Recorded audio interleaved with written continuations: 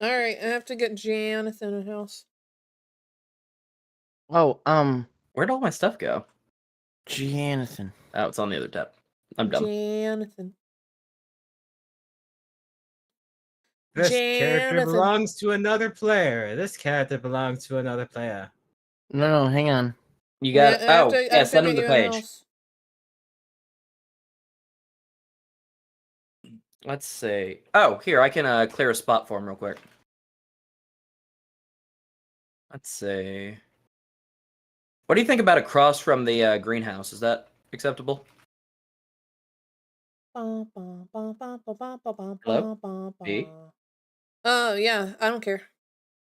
Okay.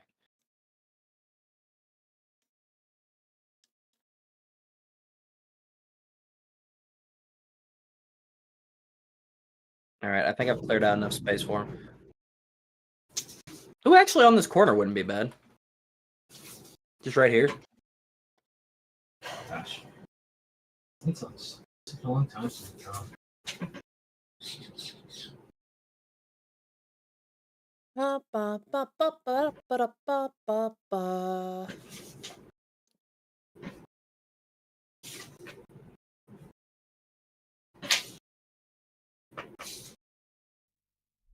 Okay. B, are you able to see where I'm talking about? Nope. In the when we game in chat, there's a list of cabins. I have to go inside of Robin's place first. Oh, okay. Just that corner of the sidewalk opposite Grady's house. Just Oh that, shit, she isn't in today. Okay. Do we need to sleep through the day? Let's water the plants first. Okay, I'll get the chickens.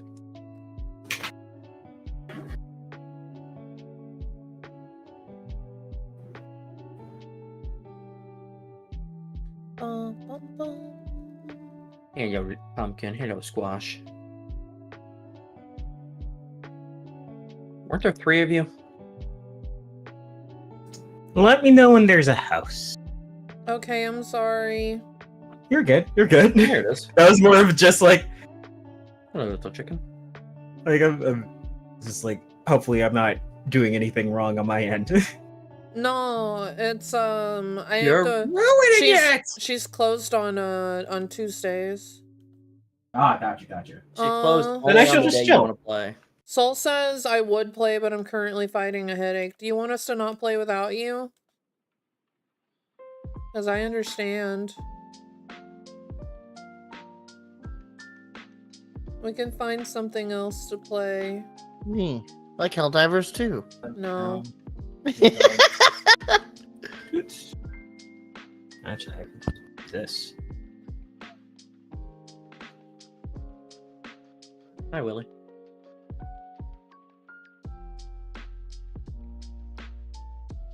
Oh, we're fine, Soul says. We can play it. Cool.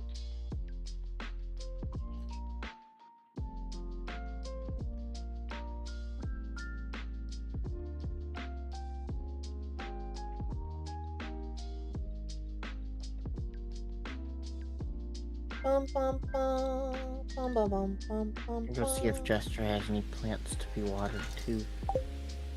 Jester has a myriad of plants.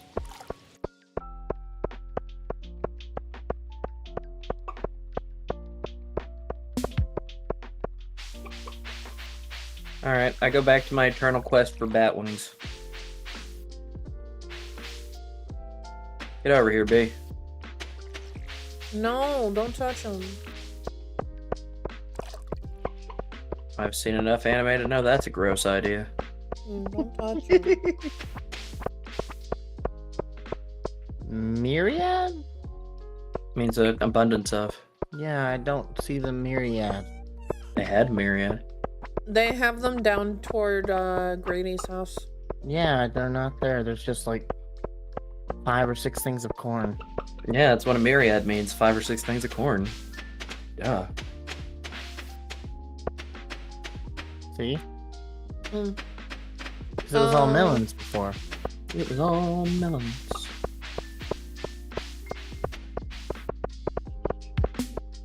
If you get a chance, can you plant some more pumpkins? Yeah, where are you keeping your pumpkins? Right here? How many more than you want? That's the way you're walking, anyway you pumpkin. Where'd my copper pickaxe go?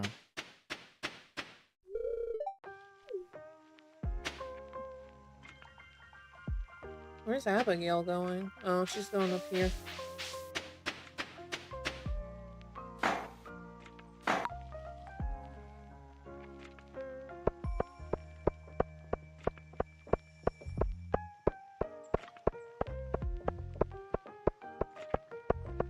Another row? Okay. Bum, bum, bum, bum, bum, bum, bum. I'm just gonna... Being bombarded. 20.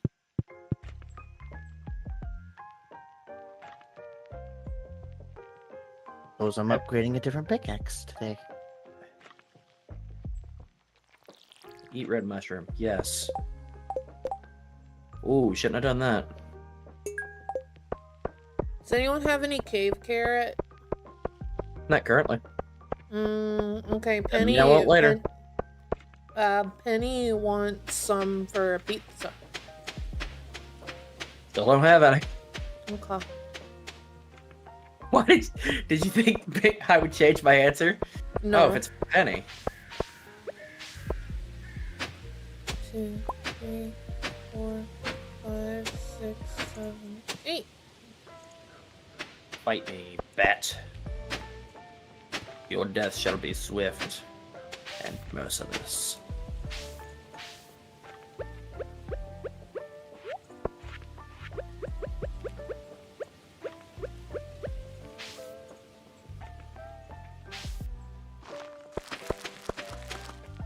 Do we need corn for anything? For the bundle. We need gold star corn. We do all things for the bundle. No, well, I don't have We the are corn. bundle.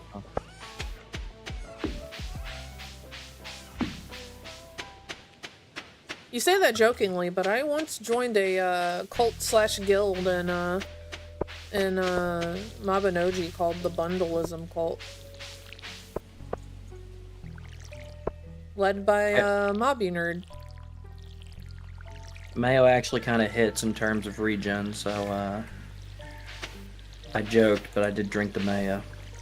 Damn. Yeah. Necessary for survival it was. I'm gonna give you some more pumpkin soul. B rolled up and said, "Hey, girl, I heard you like pumpkins."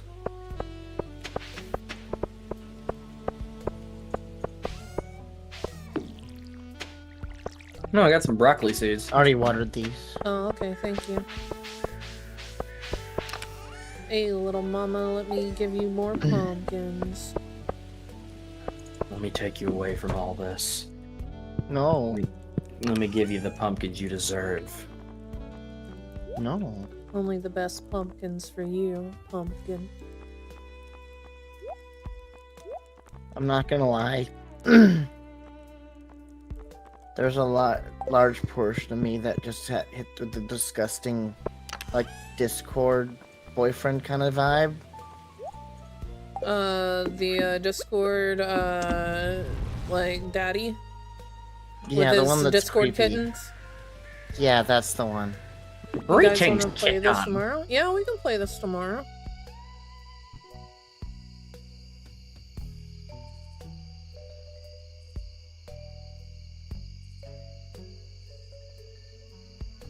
Fuji says it's weird when it's not aimed at me. Hmm? Damn. What? Me talking like an idiot.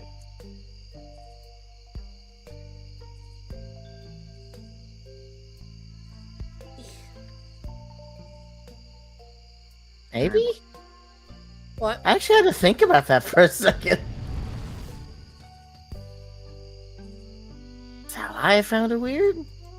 Mm.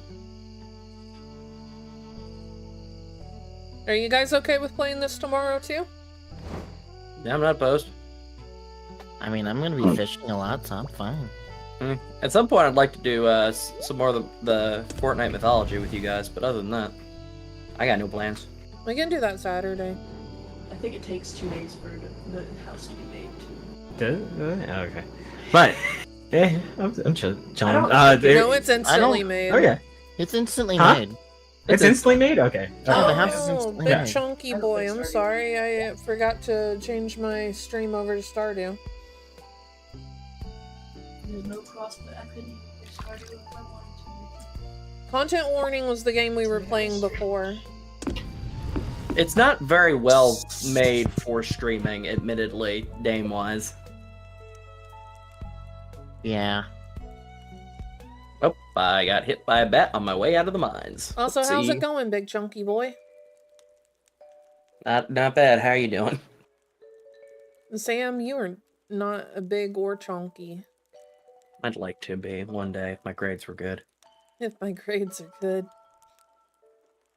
Also, I'm big-ish. I'm 6 foot. Hey, Mayor. Yeah. I put a book for fishing for you in your chest. You guys keep giving me fishing stuff. It's so kind for me not to do any fishing. You get free fishing experience. Item recovery service. Get me back my tent kit. Bum, bum, bum, bum, bum. Come home.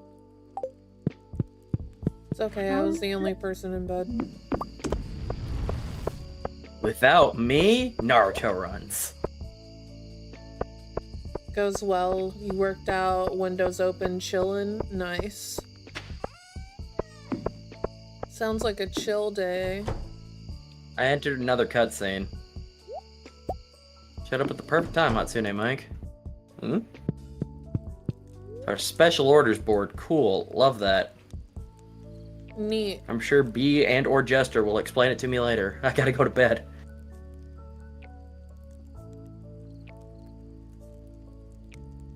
I really want to hit that thing.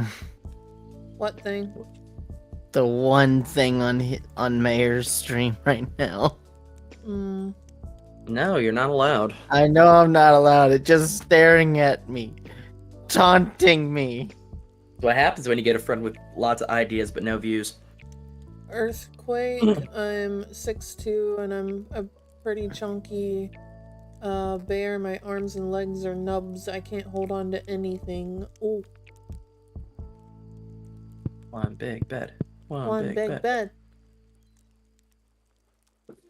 Somebody go to Mayor of Anything's channel and do the one thing. No. Do that Go one to Mayor's name on the mayor's Channel channel. and watch. It's killing Fuji. Fuji wants to know. That's great. That's wonderful. I want viewers. You're both not getting what we want.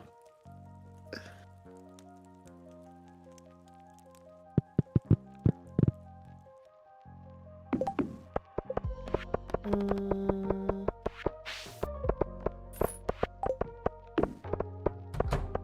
Oh, I forgot to close the chicken pen. I'm sorry, chickens. who's the little guy that's the cat? Oh, that's my my cat's AI. It's my chat pet. You can talk to it. Or You can talk wait, to anything. are you talking or are you talking about the blue one? Because that's my husband and his name is Fuji. Huh? Oh, here, B, I'm just gonna give you these seeds because I don't farm. I am currently, well, I can water my crops first. I Oh, was you just gonna don't have- sit outside of Robin's cabin. I'm taking your copper bar, not out of malice, but because your inventory area was full. And I need to give you seeds, so I'll just add it to the stack of copper bars. Feel free to use it whenever.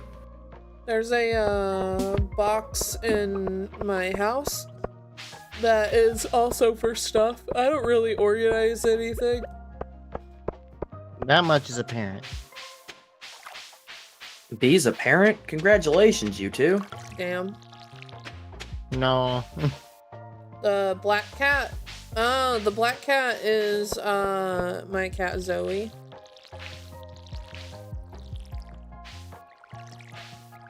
Can't believe you two are parents. Seems like only yesterday, B was screaming about how much they want a kid. I'm not screaming.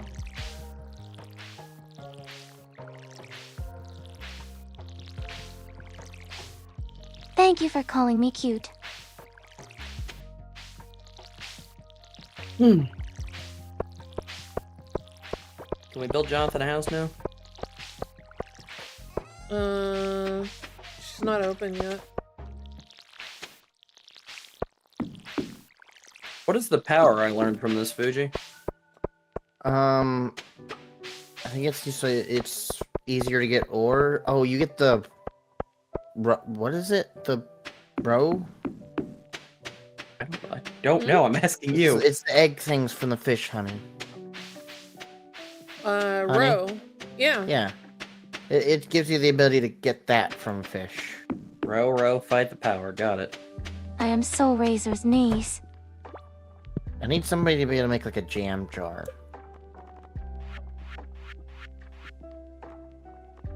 What end? What kind of house do Yes. you want, Jonathan? Jonathan? Give it to Give me a big house. They're all the same size. Yeah, they're all the same size. Pit house. A tiny house. Don't They're all don't the give me a same tiny house. size. You want Give me a cool house. you want a stone house? Do you want Tiny a house with a blue roof? You want a log cabin? You want a pink house? Put me in a log cabin. Okay. I'll be Abraham Lincoln.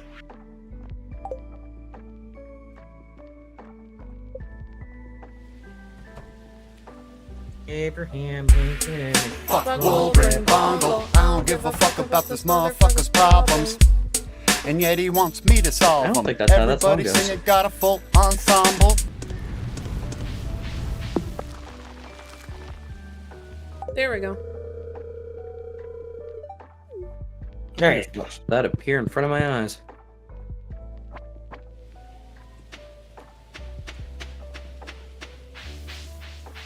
New farmer. That's a sound alert on my stream as fuck Wilburn Bongle. I accidentally made it one channel point to play. And I haven't changed it yet. Masterpiece. I love that song. Cause I hate Wilburn Bongle. Who's that? It's a character in Baldur's Gate 3. Of course. On this episode of My Strange Addiction. Damn. It's not an addiction. Got I can him. stop whenever I want to. That's what addicts say. Jonathan, I'm building you a little path that connects you to the main road. Alright. No particular reason, just you looked like you could use a path. I feel like I can be a darker shade of brown. Is it downloadable on any platform? What game? I think this is Stardew? black. A rich shade of brown.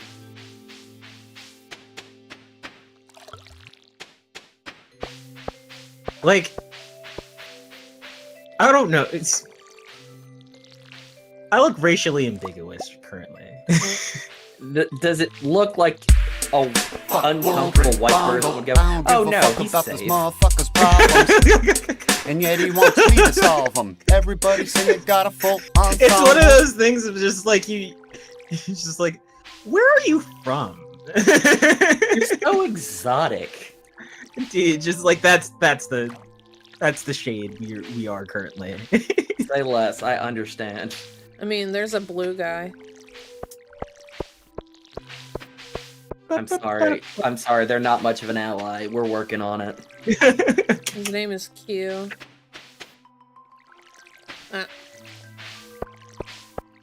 Yeah, actually, we can go closer to actual. Wait, you can see it. Was there a suit? Zoot suit riot. But that's well, okay. Wait, actually, no, I can't actually like Nothing, alter not the. to be out here farming in a suit. Yeah, I love what do you it. call it? Forget it. I gotta match the persona. Majde man needs to come out here and farm. Homie, I'm Hatsune Mike. I want a different shirt. I want a blue shirt. I've got the red shirt on. I'm really not feeling it. Hey, wait, I just figured something out. B, you and I can help each other here. Do you want a red shirt? Sure. You want a purple Cool. shirt? Oh, yes. I would love nothing more. Alright, Let me here, check. let me get naked. Here you go. Here is my red shirt. Yes. There we go. Wait, you gotta put it in a box. Yeah. Why make it difficult? Can I get a hat? Or is it just I think you can get hats later.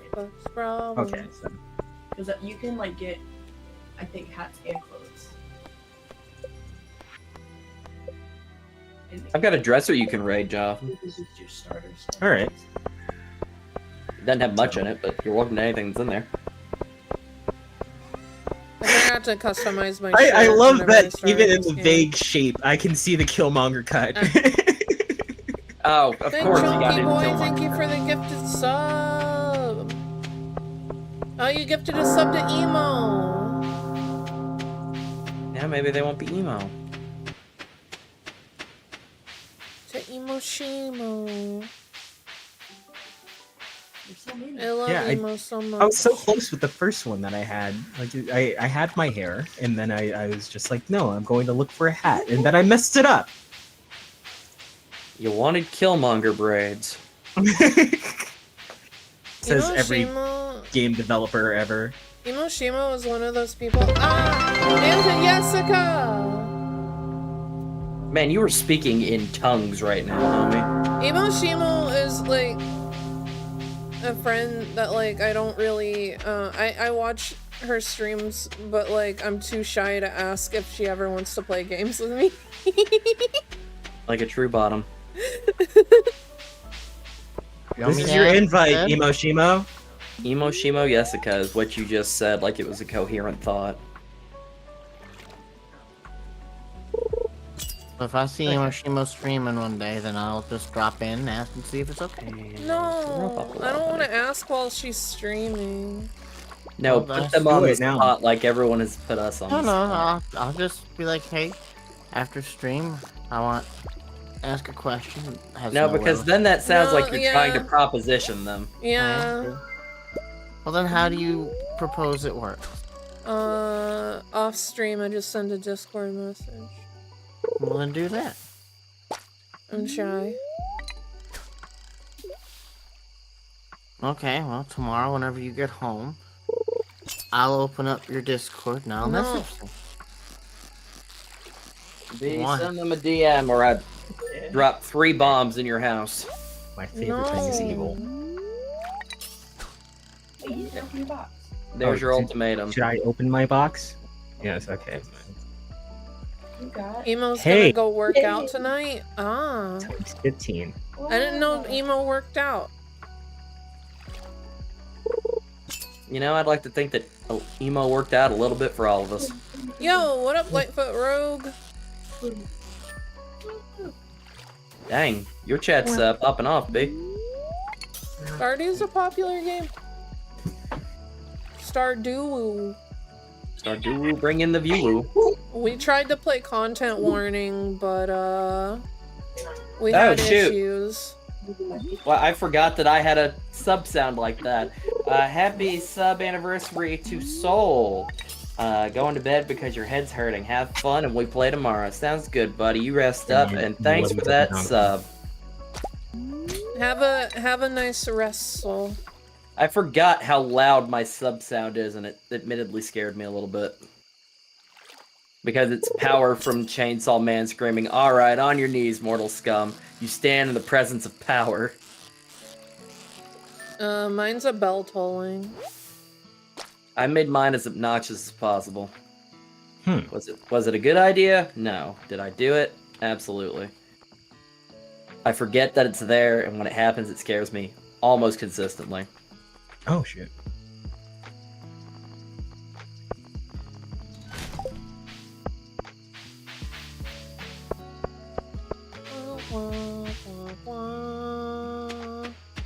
Wah, wah. Darn it. So, no, I don't want to be a JoJo. No, I do want to be a JoJo. Hatsune Mike, wake up! Hey, it's Linus. Thanks, Linus. Love you, buddy. What did you rob me of? Oh no, my bat wings! That's the whole reason I'm down there. Not my bat wings. There we go. B, get over here. No. You can't touch them. Get me my bat wings, you weird eye patch man.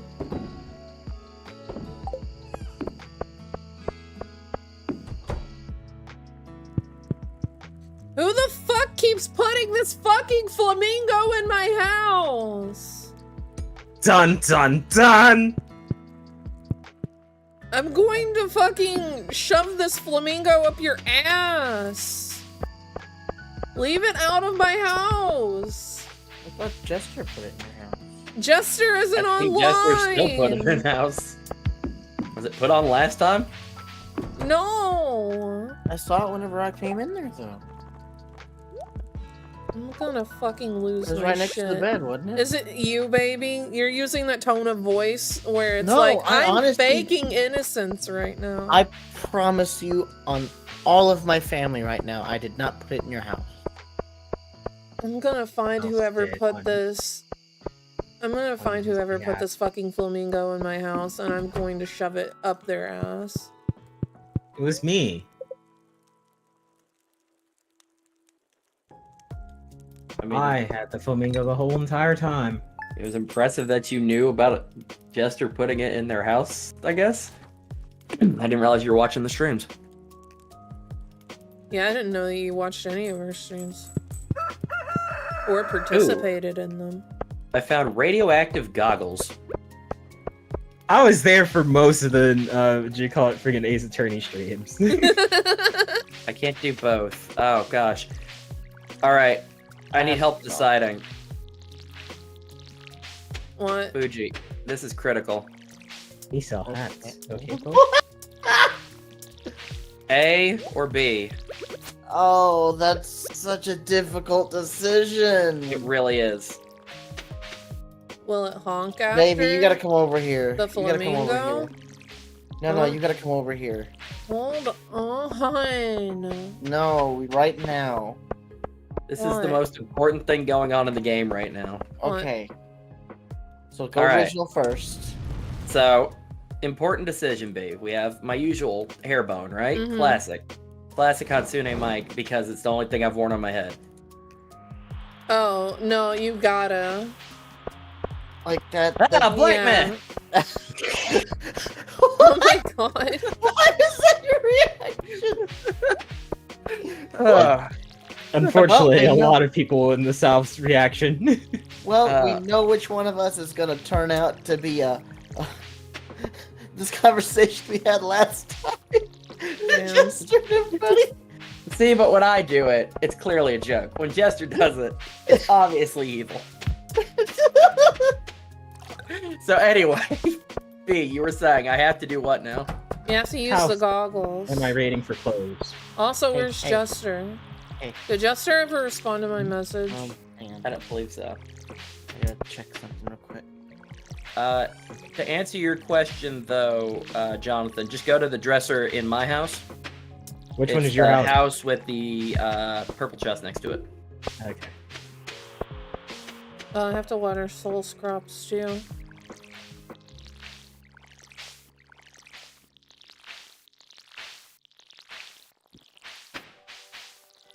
I Thank you, gave my you a little- chest. Yeah. Wait. I'm just looking at the boots. Okay. Nope. You can literally have anything in there. Sam, We got did, boots and sneakers and a shirt. Well, Did you and Jonathan become friends in college, or were you guys friends in high school? high school. Friends in high school. Oh. Well, Oh, you don't man. think he'd put up with my crap unless there were like 10 years aligned to it, do you? I'm about to say, Jonathan, I'm sorry you had to put up with him that long. Yeah, Jonathan. Damn. The silence of just like, yeah, why am I putting up with him? Yeah, Why yeah, the do internal I- monologue is just going off. Why do I could just kill him. I could just do David, it. this is yours. Ah, thank you. In Along his with sleep, everything we else. lived together for so long. I could have just done it. You could have. I have to actually get off because I gotta go to bed. Aw, okay, baby. The cat has woken me up. Unfortunately, as I get in, David. I also have to leave. Well, it's just you and me, B. Damn. Bye, love you both. But And also love have- Fuji. Goodbye. And also Bye. Fuji. Bye, AFK man. Good gosh. Goodbye, AFK, man. Oh, bundle complete. I retract my love towards Fuji. I did a bundle complete. Nice. Okay. But I have to go to bed early tonight because I have not gotten 'Cause good you're a sleep coward. the last 2 nights. so you're Yeah, a you're- coward. Because the Zoe woke me up early for the past 2 days. What time do you feed her? baby. It goes on. The auto feeder goes off at 8 a.m. and 8 p.m. every day. Well, there's your problem right there. You're going against your cat's sleep cycle. Mm. So it's baby's fault. I got it now. No. Because I've Okay. been woken up at 7 o'clock. Does she zoom in at 7? Yes. Yeah, she's like using her like late night energy during morning. I had the same issue with Bendy for the longest time, and now I feed him like at midnight, and he's totally chill. Zoe, what time you want to get fed? 1, 2, 3, 4, 5, 6, 7, 8, 9, 10, 11, and 12, mother. I mean, she usually doesn't even eat all of the food in the bowl, so like she ends up with This like this is mostly a power move. yeah. So like she has food readily available at all times.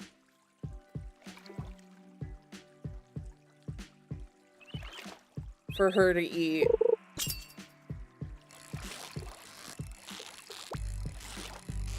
So I don't know what the problem is. I don't know. I just know that was Bendy's issue, and then I fixed it.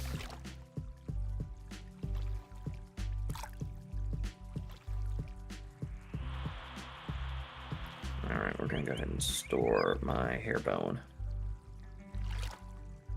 If I feed her like wet food before bed, she ends up with the zoomies. Interesting. I mean, all cats are different. And Japan is an island. It is indeed. I got a salmon. I didn't know we could catch salmon. Nice. I think that's a new thing. You'll have to save that boosteroid thing for whenever you eventually get a PC. I mean, you can play on Android, and if you have a smart TV that runs WebOS, you can play on there too. Unfortunately, I get latency on WebOS, so I don't really use it on my smart TV. I don't know if anyone else has that problem. You said latency, and my brain suddenly went into like, oh, I'm at work again mode. Damn. You just hear a computer word, and your brain goes. "Zzz." I hear therapy words, or my friends will tell me about their problems, and my immediate reaction in my brain is like, how can I don't care. Why aren't you paying me? No.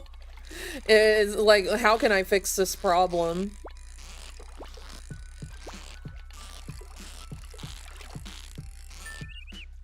Well, how can you fix this problem?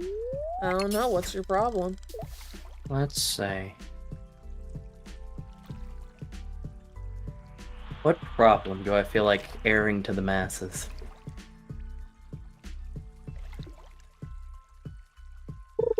I don't know. Diagnose me with a problem, B. Tell me what's wrong with me. You work a lot. Yeah, it's fair.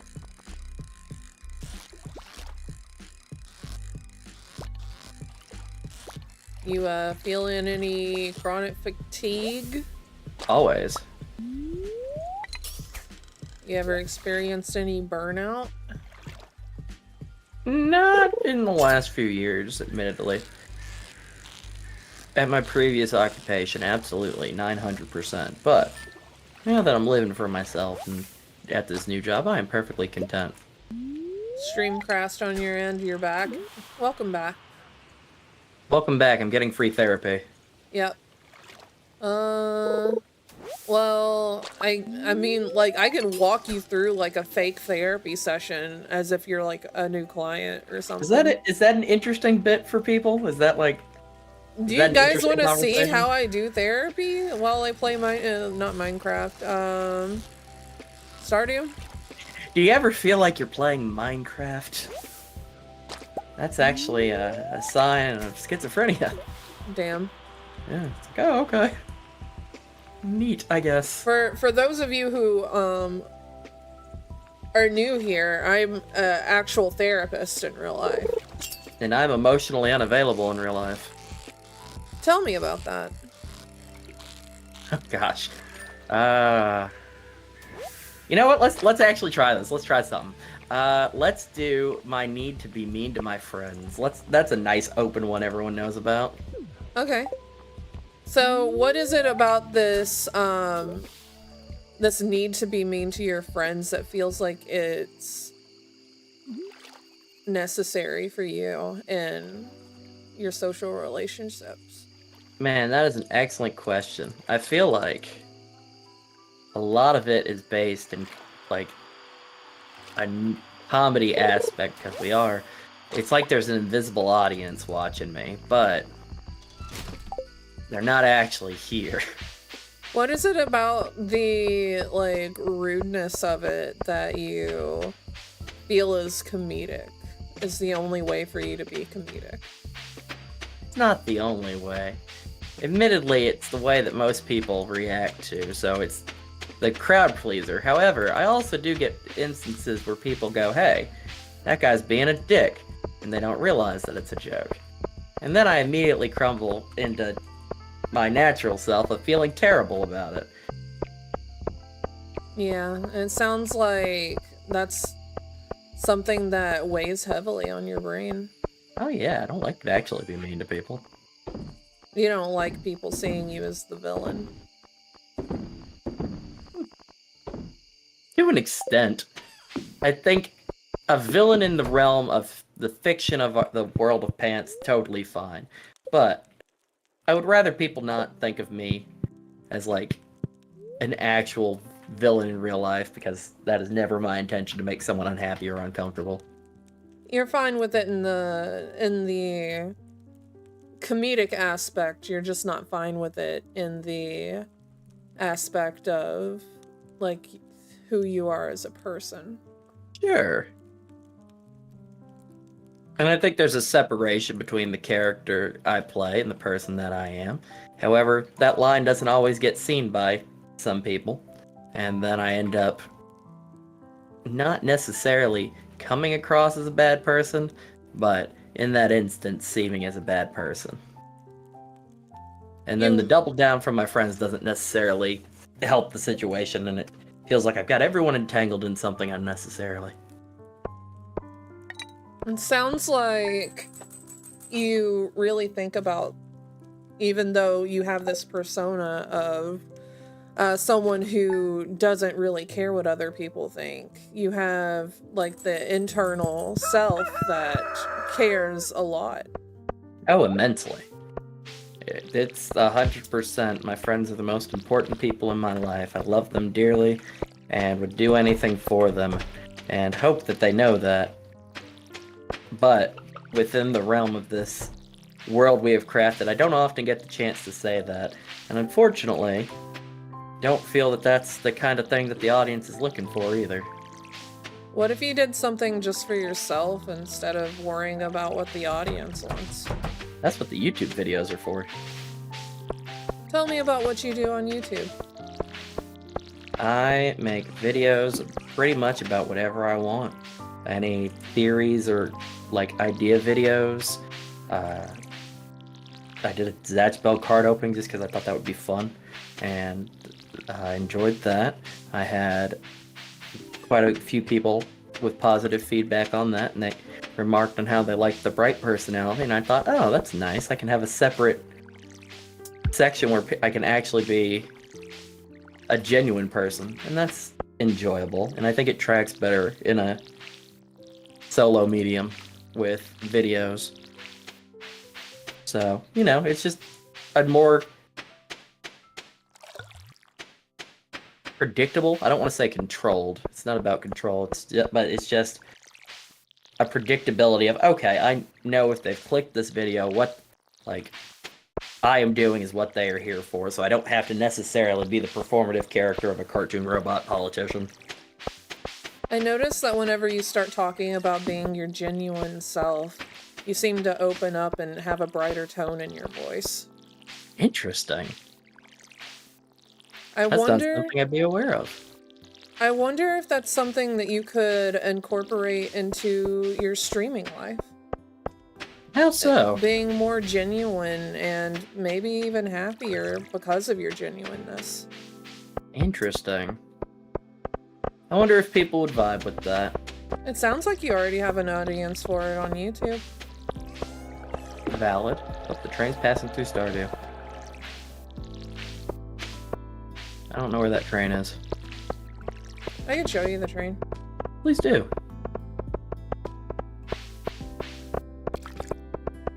Wonder, it's not like there's necessarily an audience here to feel betrayed by the tone shift. But then also, the dry humor is, I think, I don't want to say natural reflex, but it's just like the go-to when it comes to jokes, you know? And it sounds like it's a mechanism that you have in order to feel, I guess, in a way protected. Ooh, tell me more about that. Well, I noticed that whenever situations are uncomfortable, taking the form of the villain makes you a little bit... It makes it feel like you are in control of the narrative. Ooh, absolutely. That's removing myself from a situation. 900%. Good read.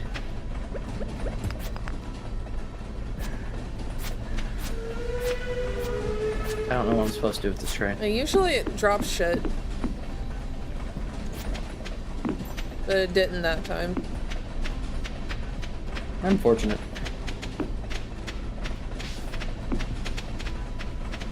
Are you done with pretend therapy? Like, have I dug in too much? Am I making you uncomfortable?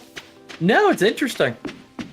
It's like a emotional, like, or that's not the word I want. I want social emotional learning podcast kind of situation. There are actually, there's actually like this group of therapists like that do therapy while playing games like Stardew and Minecraft and stuff.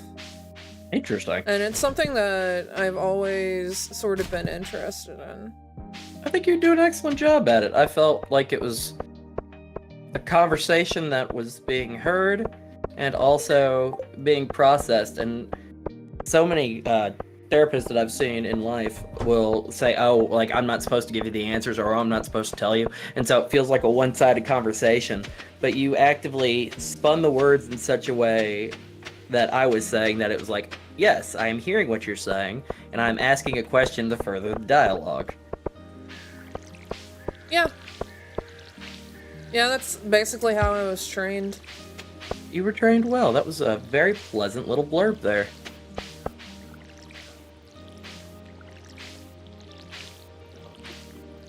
But I've been told that I do really well with therapy, and I feel a lot more confident with my skills these days, now that I have a job that like actively fosters them. Yeah, you didn't feel like you were able to properly foster your skills, or did you feel like the skills themselves were I feel like not? my internships were. Well, my first one sucked ass. Yeah, we know about that situation. Yeah, That's- my first internship sucked major ass. And my second internship, it felt like it was too relaxed. Yeah, I could see that. You need a little bit of direction to go along with it. It can't just be, oh yeah, you're here, you know what to do. Yeah, it was like a really chill environment, but I never really got to use my skills that often. I developed the skills of like being able to do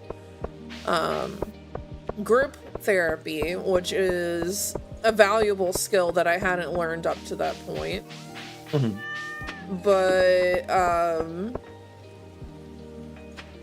I don't feel like I got a lot out of individual. I think I saw clients maybe 2 or 3 times And that's not enough to individually. get that dynamic.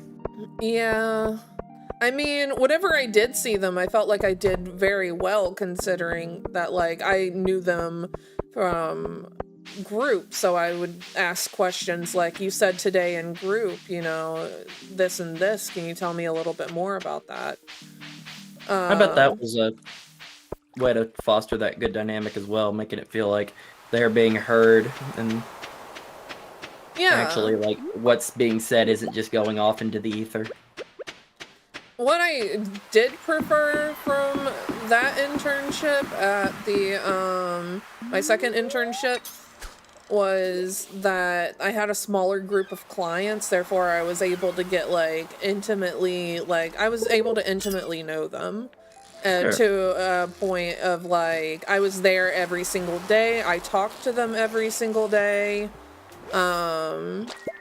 You know, I was there for their psychoeducation. I taught them like coping skills. I woke up in the morning, got up, went and sat with them whenever they were just getting up in the morning, and like sat with them and processed things through the week. And it was consistent. It was like every single day I knew I was gonna see these girls, and like I knew them. Like, you know, I drove up, they would be like, oh, good morning, Lilith, and I'd be like, oh, good morning, so-and-so, and like we saw each other every day. But I have so many clients now that there's like sort of a disconnect. Like sometimes I have to go through their file to remind myself who they are.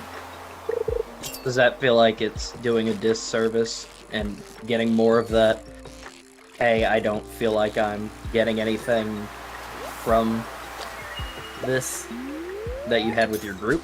Or is it a different kind of feel because it's still one-on-one? It's one-on-one, and I feel conflicted because I do prefer having the one-on-one. But at the same time, I'm not getting, like, I see my clients like every 2 weeks usually. I have a few that I see every week, but on a whole, I see them every 2 weeks, and it's not as consistent. It's not as personable. I don't like telehealth. I thought I'd love telehealth. I hate telehealth. What's wrong with telehealth? Just like they're not there in person, I feel like there's a disconnect. Like you're missing that genuine human connection? I'm missing like a lot of body language. At first I thought, like, if you go back a few VODs, like probably a few months ago, you'll hear me say, oh, therapists that can't get the same connection through telehealth are just bad at their job. I think there's an actual, I think I retract that statement. I think I was being very cocky. There is a disconnect there. There's a interesting thing that when it comes to like learning something, you know, they say like the 1,000 hours or 10,000 hours or whatever the number is. They had a level system that I learned a while back that I really liked. That there's the phase where you know nothing, and then there's the phase where you know just enough to think you know everything. And then there's a phase after that where you know enough that you realize just how wide something is, and you realize you don't know anything. Yeah, I think I was like immature and cocky with that statement. Mm-hmm. So it's that cockiness that comes with I know enough to get myself in trouble. That's the phrase. Yeah, basically I knew just enough to shove my fucking foot in my mouth. I feel like after having this job for, God, a few months now, and like actually being in it, I know a lot more. And I know that telehealth sucks. Fair enough. I'm sure those people would agree with you. I, for one, think that shows growth, though, of like, hey, I've learned the thing enough to say I was wrong, but also that doesn't... I don't know. I've run into people in my life who have shown an immaturity of not being able to accept when they're wrong, and I think in the career path you've chosen, that's a vital skill to be able to say, hey, I was wrong about this, and I need to retract that previous thought. Yeah, I feel like if I have any skill, it's introspection. Like, I do half of my therapy sessions alone. Like, I'll just go on monologues, and my therapist will just sit there and be like, wow, you just did like a lot of work there. And I'm like, yeah, I just like monologue to myself. Like one time I was talking about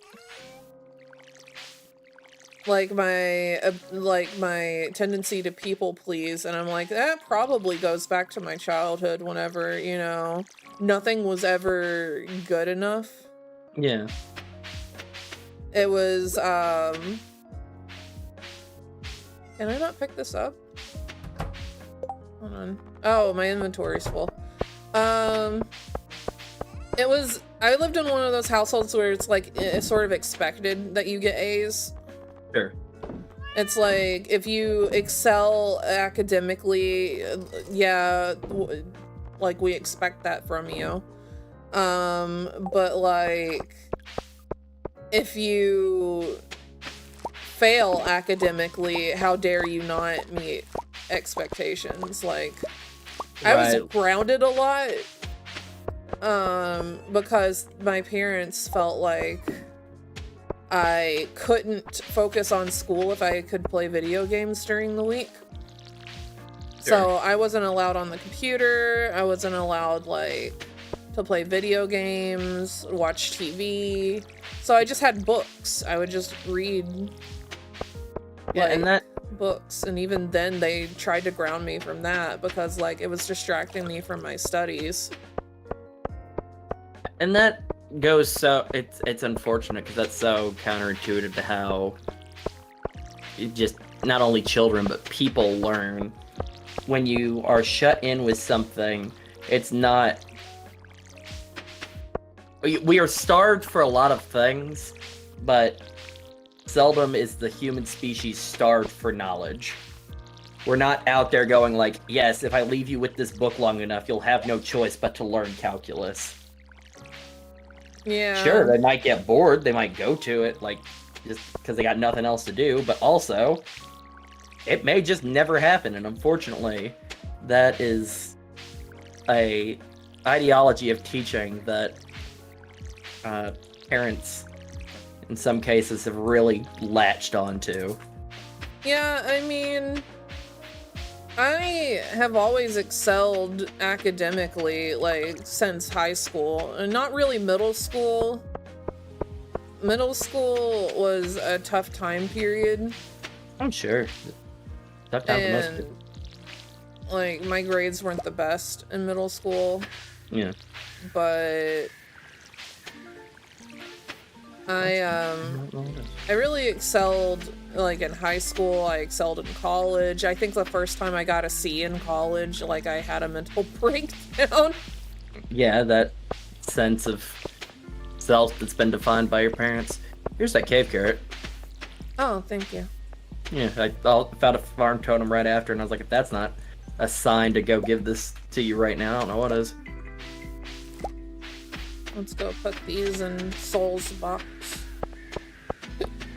Soul needs the cave carrot? Oh, no. The corn.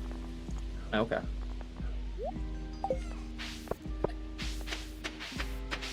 I just need to give that to Penny. Is that a quest we all there's have, or one. just you?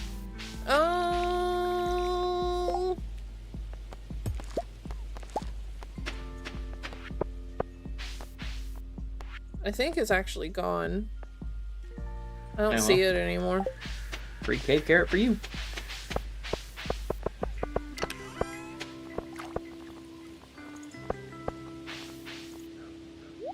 But I think You at know, some it's point... funny while we were go talking ahead. about. Oh, sorry. No, you go. While we were talking about that, it's funny that I actively was like, there were points where it's like there could be a joke there, but I had to actively tell myself not to say it. Because And- you're getting vulnerable, like being vulnerable and like seeing other people being vulnerable is uncomfortable for you. Oh, absolutely.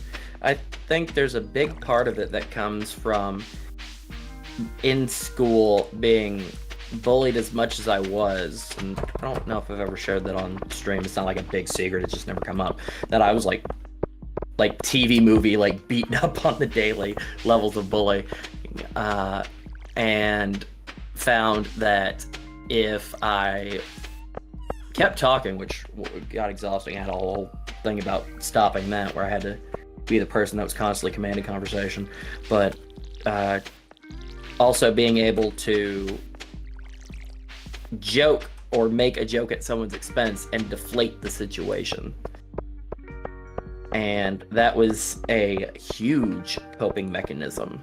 And so I could definitely say that I still lean on that, because you don't have to control a conversation if you are able to be looked at as, okay, this person will actively participate and then make a joke when the time's going on, and then we keep rolling. Yeah, there's that's a lot of people's coping mechanism is humor. Like, I'll see clients that will be talking about the darkest point in their life whenever they were like ready to, you know, take their own life and stuff like that, and then they'll laugh afterwards and make a joke to lighten the mood. They're not used to being vulnerable, and being vulnerable is scary because for a lot of people it's opening yourself up to be hurt. Oh, absolutely. And even now, in this forum that we're in, we have no control over who sees this or who's watching now, who watches later. If somebody decides to use what is said here against one of us, and so it's, hey, additional safeguard of make sure you're not setting yourself up for some, like, invisible psychopath, you know? Yeah. You came back at an interesting time. We're talking about therapy, actually. We started a conversation about... I went through like a mock therapy session with the mayor, and now we're just talking about mental health and coping mechanisms and... Yeah, just talking about lives and junk, getting actually vulnerable. Just, using Stardew to hang out, you know? Yeah, it's basically a podcast at this point. Yeah.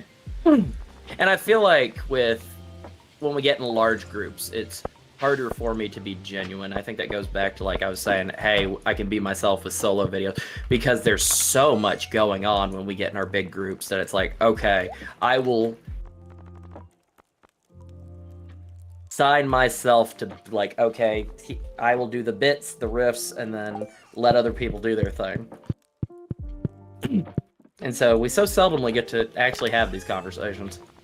Yeah, and you know, that's the sad part about streaming and like being a content creator, is that sometimes it feels like you have to put on some kind of persona for people to like find you entertaining. But I feel like more people show up whenever you show your more genuine self. And I feel like the right people show up whenever you're your more genuine self. That's valid. I mean, I died in the mine again. I really need to figure out this health bar. I don't have a frame for how full it is. 11 health takes a little more than I thought. Thank you, Linus. Love you, buddy. What did that man steal off me?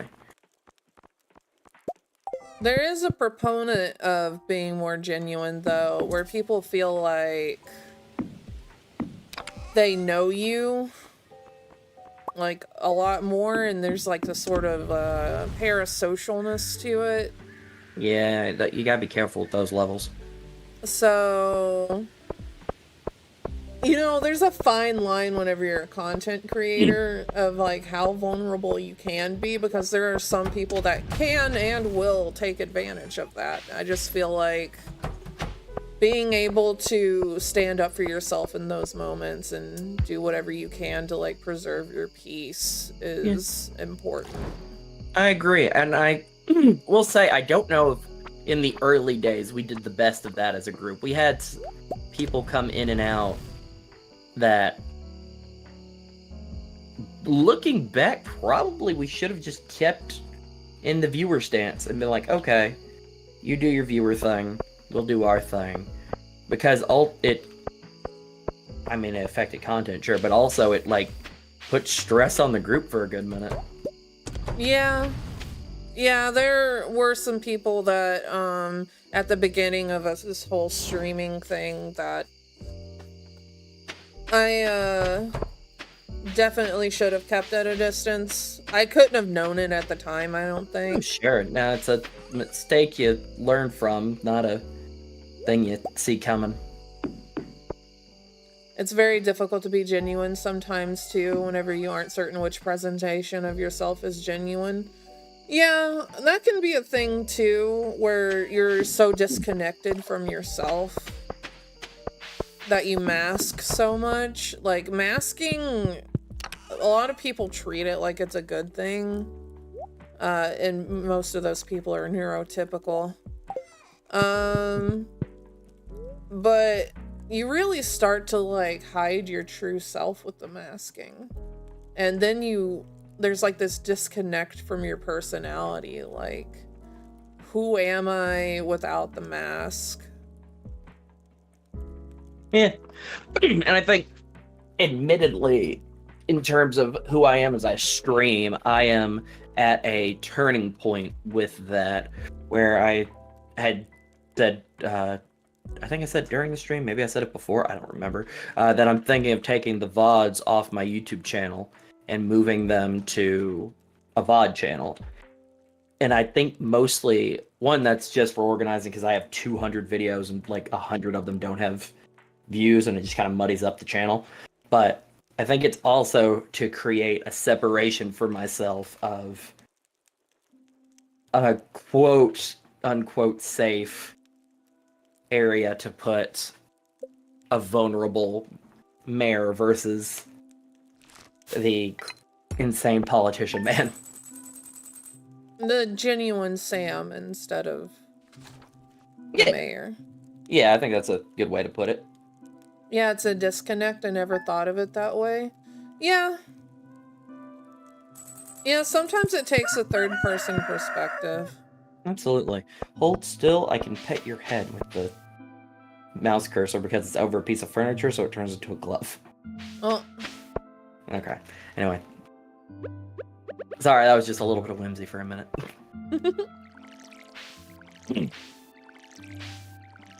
Yeah, I think it's also good for... not that everything matters about stream, but I think it's also good for us to have these kind of talks with an audience, because it shows that we actually are genuine, not only friends, because we make the "we are friends" joke constantly, but like people as well. Like, this is the thought behind what we're doing, and like, here's like why we are thinking the way we are or doing what we do. Yeah, and that'll turn some people off that just want the persona of like Oh, funny succubus is dumb bottom, makes sex joke, doesn't understand social nuances, which to a point is my genuine self. I do like making a lot of sex jokes and stuff like that, but I'm also more than that. Sure. And mine is a cartoonish level villain based on the opposite of what I think of my nature of like the guy. The mayor is a very like bullheaded, very I am the best kind of personality, and so it's not something I see myself as. I would not say my sense of self is bad. I am fine being myself. I no longer wish to be other people, but it's not something I enjoy quite yet, and it's something I'm actively working on. Yeah, it's kind of like my husband once told me that Fuji is who he would like to be. I don't know if I'd like to be the mayor. The mayor isn't a person I like. I like him as a character. I don't want to be him. It's like the podcast Jonathan and I did. You walk into a McWender King's, where it's the horror fast food podcast. I enjoy playing those mean, evil characters, but it is not something I would want to do outside of the realm of the story. Maybe there's aspects of the character, like the confidence and things like that, that you would that you admire. I think confidence.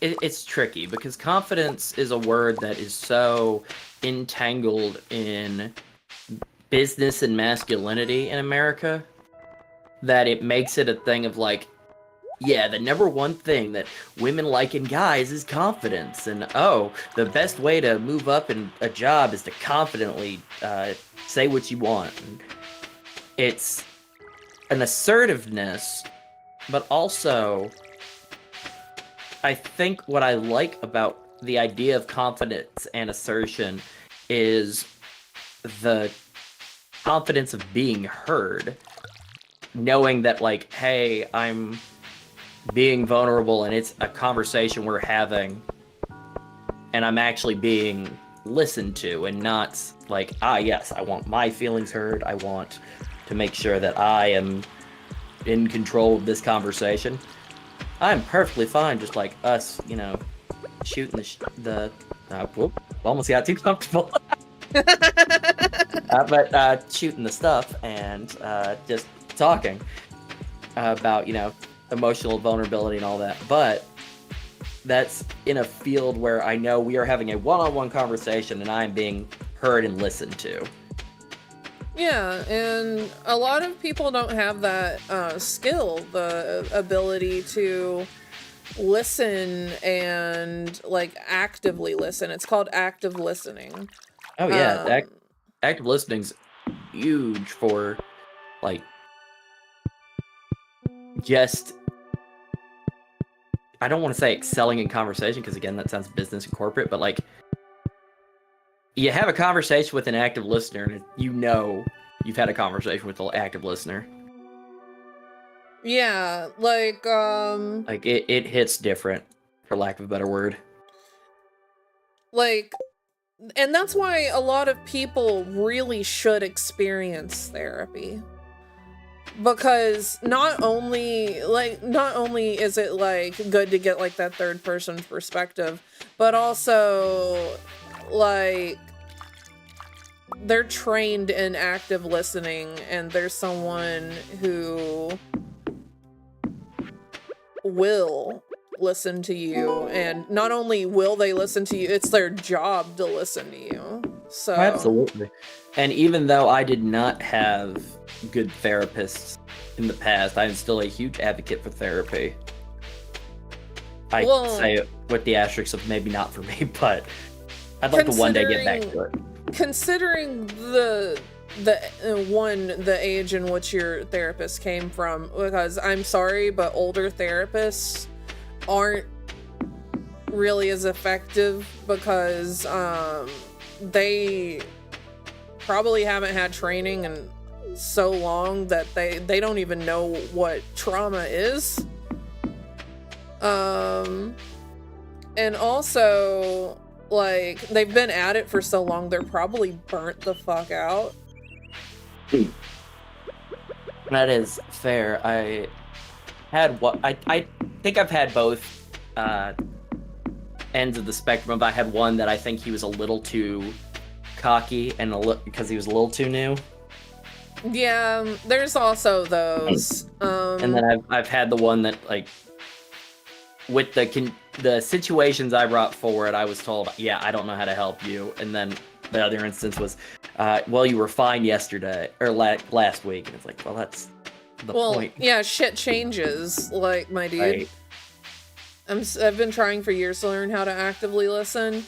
It's hard because our immediate, like, response is, how do I respond to this conversation to keep the conversation going? But active listening is listening to understand, not to respond. One Early technique that they give for, like, active listening, like if you go to, like, business courses or like development courses, they will say that the first step for active listening, you can practice by listening to what the person says, finding, like, the subject and their feeling on it, and then ask a follow-up question about that. Because so much of how we do conversation is, oh, I'm waiting for my turn to talk. Mm-hmm. And this forces you to not only track what they're saying, know what they're talking about, but also follow their stance on it and get more of an idea of their thoughts and feelings behind it. Also being able to listen to, like, summarize. Yeah, absolutely. Like, being able to say, oh, go ahead. Yeah, if you listen long enough to be able to be like, I can give you a summary of what you just said. Reflection is, like, one of the biggest tools in a therapist's workbook, is being, I hear that you're saying this, and rephrasing it in, like, your own words is a big tool for keeping the conversation going, but also, like, showing them that you are listening and that you understand. And if you need the assurance that you're adding something to the conversation, it's also a guarantee that you know that it's something they want to talk about because they're already talking about it. This is true. And so you never have to be like, oh, you don't have to fret so much as our brains like to, of like, oh, am I adding to the conversation? Oh, will they keep talking? If you are actively listening, not just to the subject matter, but the details they give, you are already on the road to talk about what they want to talk about. Yeah, like, if Sam started talking about, name a thing that you're really passionate about talking about. Let's see. Right now, I feel like I could talk about Moon Knight forever. Yeah, okay, so you're very passionate about Moon Knight. If Sam... Example. if Sam was talking to me about Moon Knight and, like, just going on, like, a long tangent about it, you can, like, make note in your mind about something that he says and just, like, mention it later. Like, I hear that you really think it's interesting that Moon Knight has, like, these different personalities and aspects of himself, and you really, like, find a lot of interest in that. Tell me more about these different personalities that Moon Knight has, and which one's your favorite.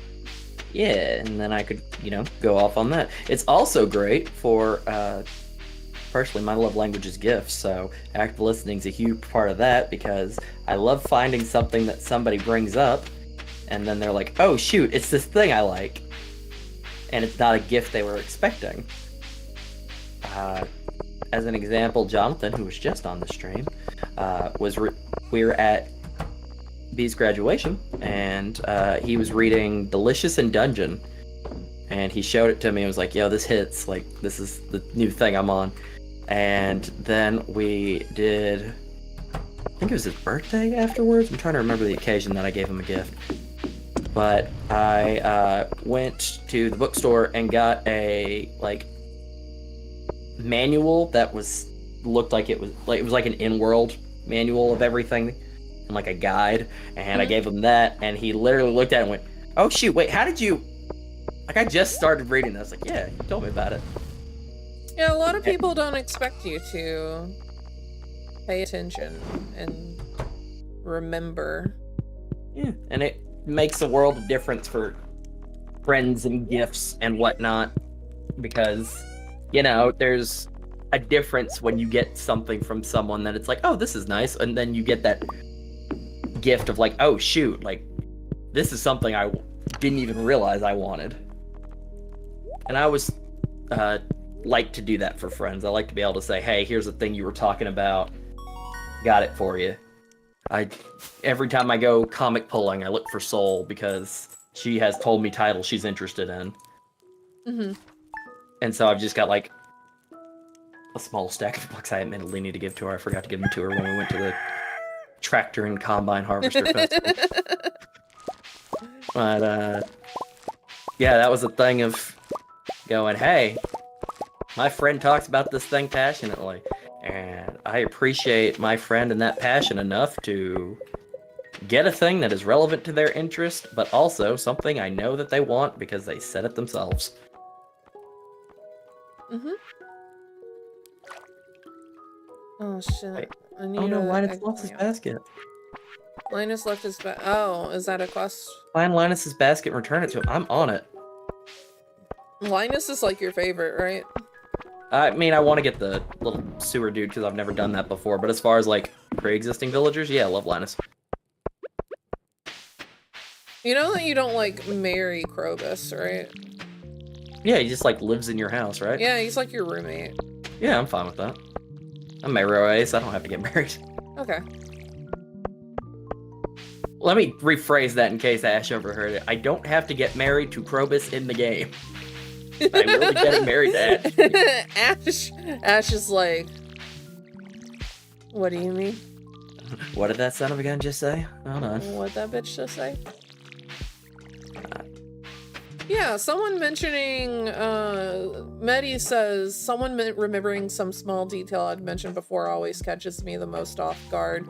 Yeah, and that's like a thing that like, I notice in therapy, like, really develops rapport with my clients too, as if I remember like the smallest little detail of something that they said weeks ago. They're like, you know, you can, it's like whenever you're in The Sims and like the little relationship thing pops above your head is what I can like visibly in my mind see that above their head. They're like, you remembered this thing and it makes me happy.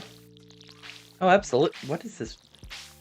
I agree with that idea, and I was going to be vulnerable for a moment, but then I found a wall chicken with legs that's made out of stone. What is this thing? A what?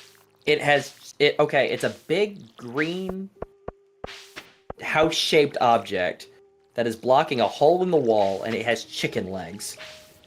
Where? Over by the train yard. I was looking for Linus's thing, and I found weird chicken in the top corner here. Oh, there's a dumpster Okay, here. I have those water soul crops or I'll forget, but... But also, we're coming back to wall chicken. Hi, Linus. You good, buddy. We will circle back to wall chicken. But back to being vulnerable, I was going to say, A fun Sam fact, not a Mare fact. Mare facts are lies. Don't forget that. A fun Sam fact is when it comes to gift giving, I thrive on that reaction of, oh shoot, you remembered that. Oh That yeah, genuine spark of excitement I see in a friend's eyes when they realize that they have been heard and they've gotten a thing that they wanted. Love that. You see, I do that with ordering food or like getting food. Like, I'll always insist that I get something for Fuji as well. Oh yeah. And like, if he declines, I get really mad because I'm like, let me do this thing for you. Ash does similar thing where she's like, no, I won't eat by myself. Yeah, I'm not gonna. We may be eating at our desks in separate rooms, but I want to get you this thing, so let me get you this thing. Ooh, you know what? Fun therapy realization connection thing. I'm already aware of this in myself, but I think it's a good example of a thought. That my enjoyment of seeing people get excited for their gifts is a reflection of my own need to be heard and understood. I'm showing people that and giving them what I want from them. It's And that I also want to be heard. it's also some validation too. Yeah. Homie, I would love to feel validation. Like that'd be sick. That'd be so tight. I feel like, yeah, part of your like, I need to give gift to my friends is, I wonder if part of that is, like, I need to seek validation from my friends that we are good. Like, we're good, homie. You know, I could see that framing of it, but I think it's like, I know I'm good with my friends. Like, I don't have a fear that you, like, even with the, like, joke bullying stuff, I don't have a fear that you guys don't like me. I just genuinely get excited by the idea of being able to give you guys things that, like, I know you want. And it's like, yes, my friend really wanted this thing or doesn't know that this thing exists, and I get to, like, give it to them and see them get excited. For some reason, gift giving makes me feel guilty and uncomfortable, so I always feel bad whenever people give me food and stuff. That is absolutely a That's what Maddie valid says. stance. Maddie, that is 100% valid, and I have had friends in the past that aren't cool with gift giving. Don't worry, I don't give them things. I used to feel that way, but that came from a place of I don't deserve to be happy. Or I don't deserve to receive things, like people are wasting their money on me. And that came, that was at a point of my life where I had like really bad self-esteem. Yeah. Which was pretty early in my streaming career too. Like, whenever I first got thrown, I was like, no one's going to get me anything off of this because like no one likes me enough, and like also I don't deserve it. And then people started giving me stuff on there, and I was like, no, don't do that, because I super don't deserve it. I have never asked for, or I've never gotten anything off my throne from somebody that wasn't like Fuji buying something off the list. But if you look at it, it is nothing that is just for me. It is either stream related, so I can give back content in some weird exchange with a stranger, or it is stuff for my cat. Because Yeah. that level, gift giving in my head is such an intimate thing that it feels weird to just like put stuff online and just be like, yep, strangers buy me this, because it feels like it misses that level of getting to know somebody that I appreciate so much. Yeah, I don't like expect people to get me stuff. It's just like a nice surprise whenever people do. Absolutely. But like, I don't know. I feel like the past me of like don't do this. I'm just putting, like, I wanted to get stuff, like, but, like, there was a part of me that was opposed to it because I didn't feel like I, like, deserved it. And, go ahead. I was just gonna say I wanted to circle back to something that Medi had said and that you were pointing out about not feeling like you deserve something, because I remember the first like significant gift I got from a friend in college really like hit me of like, hey, I am worthy of getting this thing. This person thinks I deserve this. Yeah. And it was just an opposite end of the same thought that you guys were having about, hey, this is the idea of worthiness with gifts. And it wasn't until someone got me something I was like, oh shoot, like you actively thought about me and like gave me a thing I didn't know I wanted, that I was like, oh shoot, this person thinks I deserve this. And it was a very big bonding experience, even though it was a like $40 comic book set. So, but it was like not even the size of the thing. It was just like, oh shoot, a friend knows me well enough. I have gotten enough friend intimate points with this person for this. Got enough heart to points happen. in Harvest Moon. Yes. And that's, oh, got a little hiccup there. That was weird. But that was a very affirming feeling for me as somebody that was like, man, I do not feel worthy of love or of friendship or of whatever. Yeah, whenever you're depressed or you have low self-esteem and you don't see yourself as worth much, it's a hard place to be in, because like your brain is actively lying to you. Everyone is worth like receiving gifts and being selfish every now and then. I hate how like doing things for yourself is seen as like such a indulgence.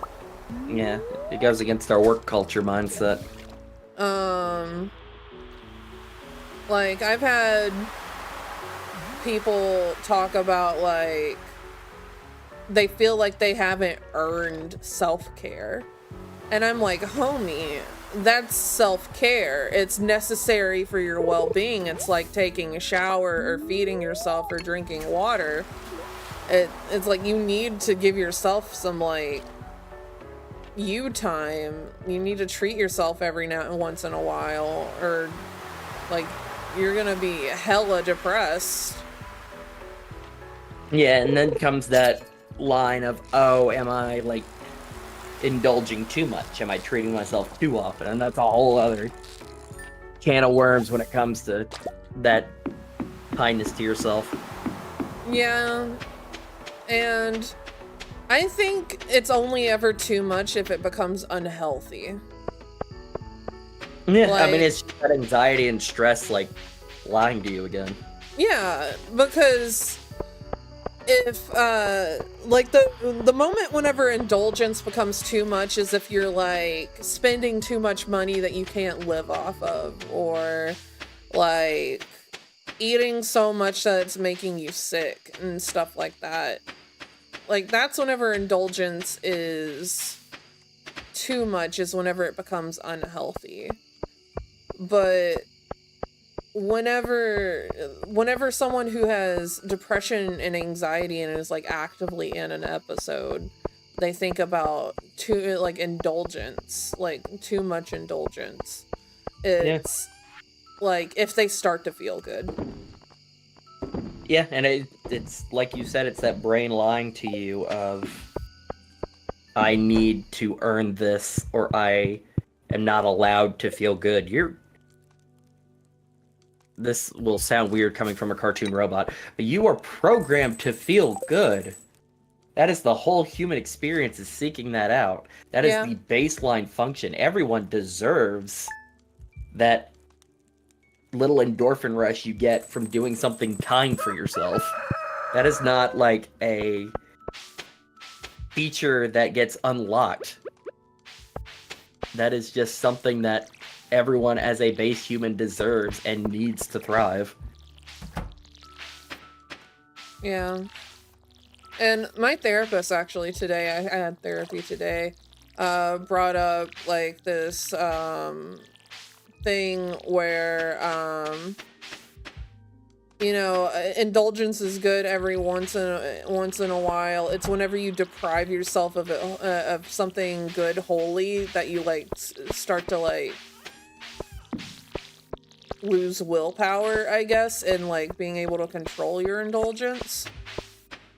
You expand on that a little bit? I'm interested and also not sure I'm fully following the idea. Oh, I just watched an acorn fall out of a tree. But I want to make sure I'm following the track, and I'm also interested to hear more. Yeah, so we were discussing like my workout routine and well, lack thereof. And she brought up the point that like if I do it all at too much at the start, that it you know, I burn out quickly. So she's like allowing yourself those days to recover so that you don't burn out is good, but also like making sure that you're not depriving yourself of like relaxed days, because if you deprive yourself of like being able to eat like a slice of cake or you know, just having a day where you don't work out, then you're gonna burn out more quickly, and two, you're gonna like binge whenever you do get that day where you're allowed to have cake.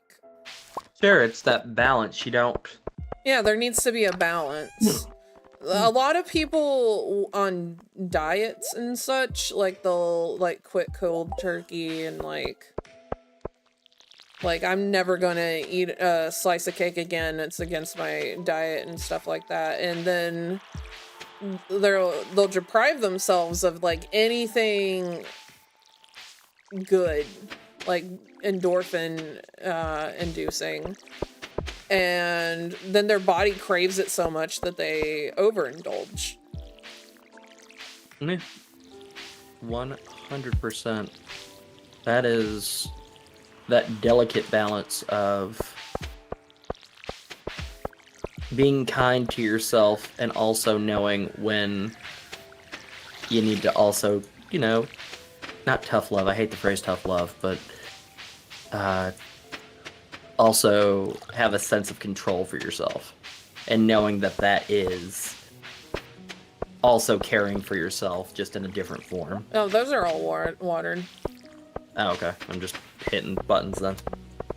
But yeah, whenever you deprive yourself from like necessary things for life, like self-care, it's whenever you do get it, there's like this sense of, well, I haven't had it like this whole time, so now I need more of it. And then you can overindulge. Yeah. Yeah, and you get what I'm saying? I feel like I'm rambling. Nah, you're good, homie. We're just talking. It's not a thing of like 8 a.m. to 6 p.m. Is it not? Am I an idiot? Okay, is the archaeology office just not open on Tuesdays? Is that what's happening? Maybe? Well, fair enough. I'm still tearing up the world looking for Linus's book. Can we also talk about how, like, pop culture and, social media and stuff has absolutely, like, bastardized what self-care is? I think yes, but expand just to make sure I'm tracking and not going to bring a different energy. Okay, so like, yes, taking a bath and like having a slice of cake every once in a while is self-care, but you know what is actual, like, also self-care? Cleaning up the dirty dishes in the sink. Taking a shower, like cleaning your room. Those are all part of self-care, and I feel like a lot of times whenever people talk about self-care, it's like the things that you want to do, but there's some things that you don't want to do too. Yeah, there's some things you need to do in order to have a better life. Like, you gotta... I am going off the meme of the enrichment in your enclosure, but you've also got to clean your enclosure. Yeah. You've also got to, like, upkeep your living situation, because otherwise you are setting yourself up. Like, if you come home to a house or an apartment or whatever that's tore up from the floor up every day, you're not going to have the positive mindset of somebody that is living, like, the life that balances that stuff out. It's just you're not setting yourself up in an environment for that. And I know I'm speaking from a place of privilege whenever I say this, because, like, not everyone can afford this, but I made the decision of, you know, hiring a cleaner that comes and, like, helps me clean my house sometimes, and God, has that been, like, such a relief of, like, the fridge was disgusting. They recently came and, like, deep cleaned my fridge, and now every time I go into the kitchen, I don't want to cry. And that's a big fucking improvement. Oh, absolutely. That is a huge fucking improvement, because like, I would legitimately avoid eating sometimes because I would have to go into the kitchen and look at that mess. And that is a perfect example of the toll it takes on a person. You are skipping nutrition because you are depriving yourself of that enclosure that is, I can say enclosure like we're animals, my gosh, but I can't, environment, there we go, that's the word I want. The robot was slipping out, sorry. That environment that builds that healthy mindset. And so it's a thing of, yes, you have to be, like, good to yourself, but you also have to be kind to yourself. Yeah. You have to take care of yourself. And I avoided cleaning that for the longest time because, well, I was avoiding a stressor, and avoiding stressors just leads to more stress. Like, there's temporary relief, and then you get stressed out again later, and it just intensifies. Like, the mess intensified, like... Sure, that junk doesn't go away, unfortunately. Yeah, and I was, like, stressed the fuck out even, like, thinking about that, like, fridge being dirty. And I was stressed the fuck out about the dishes in the sink. And, like, I was... like, it was compounding onto work stress. And I was just, like, getting, like, stress upon stress upon stress in my body, and it was not healthy. I was getting nauseous, which happens whenever I get overly stressed. I would avoid eating breakfast. Oh. Which would mean that I was hungry throughout the day because I just didn't want to, like, go into the kitchen. But having that clean, like, now I go in there, like, there's so much room in the fridge now too because she threw out, like, things that have been in there, and I'm being really vulnerable whenever I tell you how long things have been in there because it's disgusting. Years, probably, in the back of that fridge. And that's...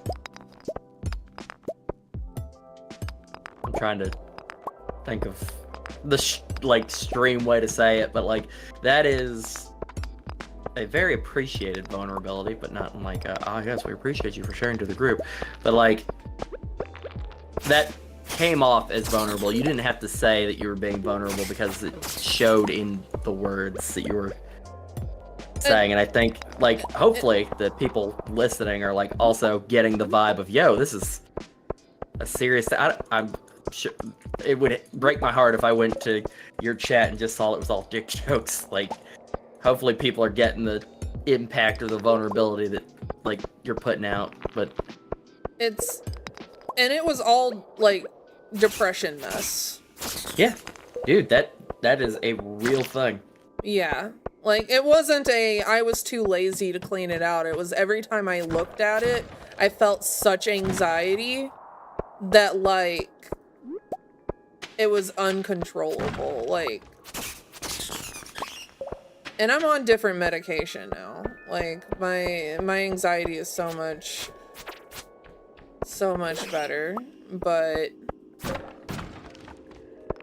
yeah, like, I almost canceled the appointment to clean it too, because I was like, she's gonna see it, she's gonna know that we're like gross.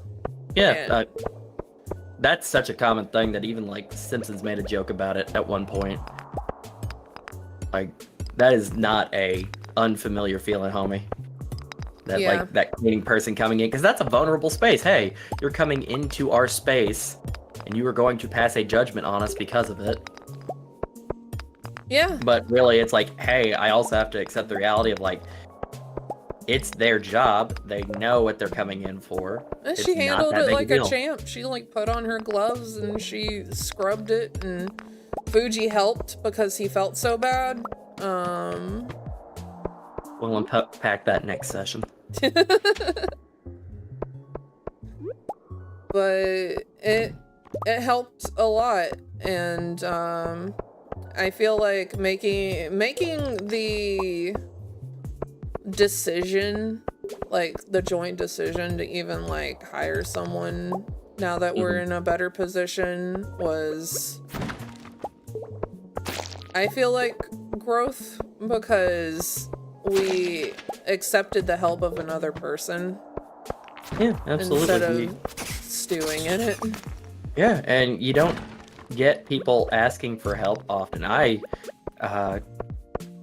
come from a family that never asked for help for anything outside of like our house. Like, I am the child of a carpenter who built everything that we ever needed from the ground up, taught me to do the same, and it was a thing of, hey, if you need help, like, you make it work, you figure it out, you come to family. I know I can go to my parents for anything, but I still struggle of like, hey guys, I need help with this, and that vulnerability of like, hey, I genuinely am hurt or need assistance or whatever.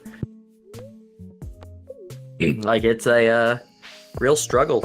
And so you guys showing that vulnerability of, hey, we both agree that we need to seek assistance outside ourselves, that is growth, because that isn't something we're programmed for naturally. Especially not in the country that we live in. Yeah, no, you want to talk about not being a country that cares about mental health, but not being set up for success. Remember, and I'm saying that I will say this in a joking tone as the evil politician robot, but remember, Americans are essentially cattle for the elite. Yeah, pretty much. We are only as useful as we are able to work. This is true. I thought one of the chickens got stuck outside because there was a statue here. That's my vulnerability at the moment. I thought a chicken statue was real. Do you ever like get strangely attached to your pets in video games? I know there is a clip of me making fun of you for it, but yes, pumpkin and squash are very important to me. I don't care about the blue chicken because I wasn't there when it showed up. Damn. What does the blue chicken give us? I don't know. I don't know why we bought it. I don't know what I don't function think we it has. I don't think we bought it. I think it just comes with knowing Shane. Like, Shane give chicken? I think Shane gave us a chicken, a blue chicken. Oh, you did these already, didn't you? Yeah, I haven't done these yet. Alright, I got it. And I haven't done soul scraps. Point me towards Soul's crops. They're on this side. We share half of this. Oh, okay.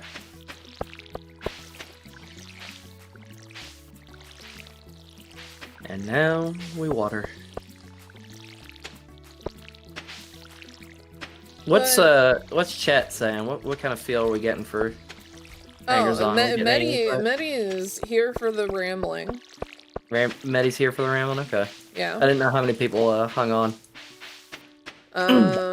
Probably not many because it wasn't haha funny dick joke, but I feel like it was a pleasant conversation. It was good for the soul. It's a necessary thing to be able to be vulnerable, and I think in this quiet time of the two of us just hanging out, yeah, no better opportunity, hanging out with all of the internet, able to listen. Oh yeah. I will continue to make the joke of nobody's listening to me, so I'm good. But reflex, I almost sold Soul's crops. Wow, glad I caught that. Okay, let me put these in here for Soul. Oop. Yeah, that box almost full. There we go. Cool. I'm listening and vibing. It's certainly nice to listen to the vulnerable rambling sometimes. Yeah. Yeah. And don't worry, like, haha dick joke is not gone forever. We will return to our regularly scheduled nonsense later on, but, sometimes it's just nice. Speaking of haha dick joke, where's Jester?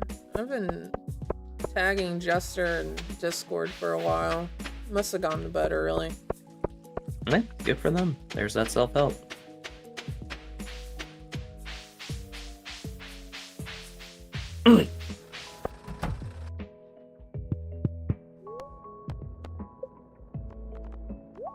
I think I'm gonna return to streaming every weekday again, though. I feel like that's self-care for me. Returning or not returning? You kind of cut out. Returning. Yeah. I'm thinking I want to go more into my video making and less into, like, solo gameplay stuff. I'm going back to video making too. Yeah, like I like streaming. I love streaming with you guys. It's one of my favorite parts of the week, but I think my heart lives in video making of, like, my weird theories, or like the not even the card opening. I'm not a card opening channel. I just enjoy getting to look at old stuff and vamp on nostalgia. But I think getting to make something that is a focus of something I'm interested in and putting it out is my preferred vibe.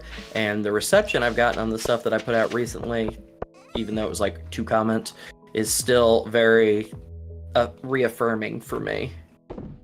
Oh yeah, no, I saw that. I know I don't respond a lot during the day because I'm like so busy, but I see you guys talking in the Discord. I just forget to go back and like respond later. It is usually just me being a dick in the Discord, let's be honest. I mean, even then, you deserve to have someone tell you that you're being a dick at least. It's me. And you telling yourself that you're being a dick. Yeah, I will go out of my way.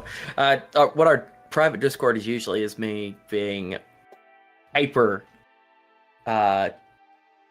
emotional as a bit. Like, somebody will say something very casual and I will find a reaction that is very over the top to go with it, when it's like, yeah, no, that's fine, cool.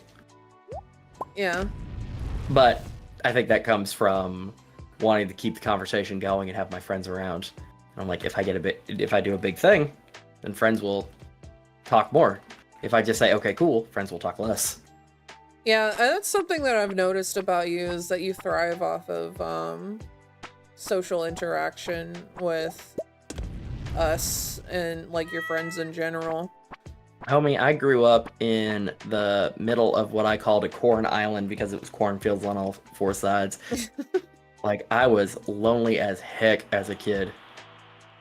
So, like, having actual, like, I've had friends. I've had friends for, like, from 7th grade on, but, oh, fall seeds. That's nice to get. But having actual, like, friends that I know will be lifelong, like, I am, we could say borderline obnoxious with it. Yeah, it's okay. It's like a human need to feel loved and have a connection with another person. Yeah, and I just, like, love seeing what y'all are putting out or, like, what y'all are doing. Like, I'm just like, my friends are out there existing. That's great. Yeah. Yeah, I'm not as great with expressing how much I love my friends, but I really do enjoy the time that we have together. The most formal way to say it, just like, tell my wife I said hello levels of yes, you as well are a comrade in arms. I'm not good at, like, showing my affection for friends in a non-joking manner. Why not, B? Why not? I don't know. I'm okay, like, showing my love for, like, Fuji all the time. Like, I let him know every 5 seconds that I love him and that he's the best thing that's ever happened to me and we should get married again because I just love him that much. But, like, whenever I'm talking to my friends, it's like, the meaner I am to them, the more that they know that I like them. Same idea, different font, you and I. Yeah, pretty much. And that is why we don't need, for our own benefit, we don't need the "this is a joke" banner. Because B and I are of the understanding of nothing said in hate is said in any sort of seriousness. Yeah, pretty much we're both, haha, you're a little bottom bitch, that means I love you. Yeah.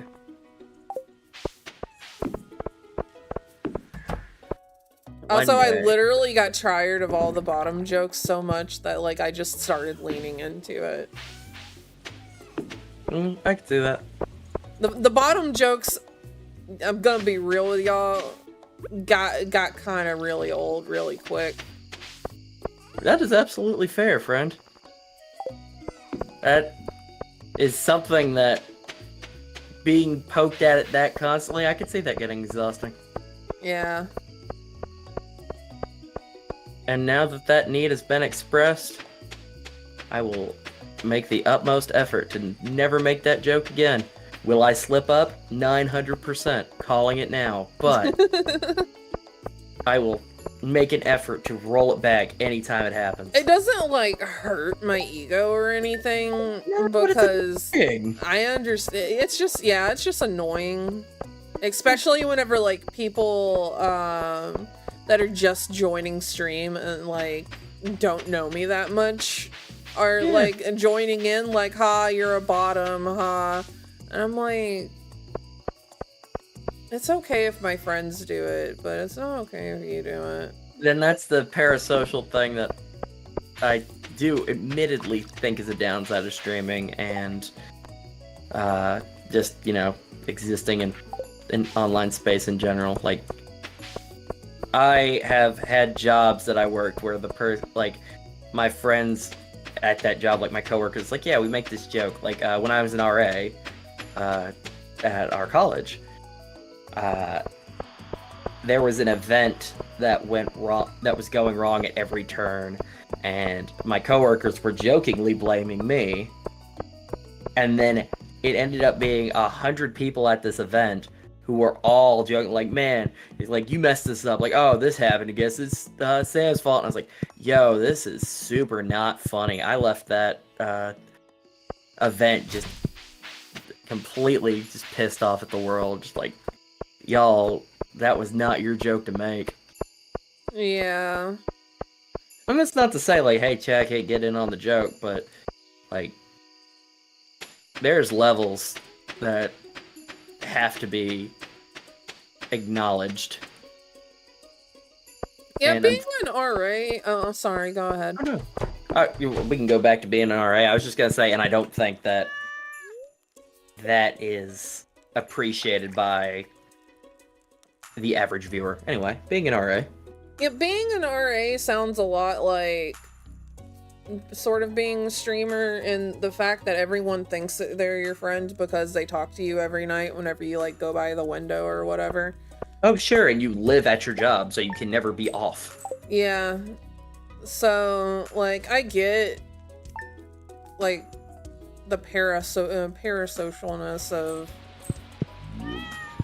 like, oh, yep, Sam, the guy that's always around, and I call in the middle of the night whenever I get locked out of my room and shit like that. It's his fault. Yep, and it was a joke that got very old very quick, so I absolutely understand that need. And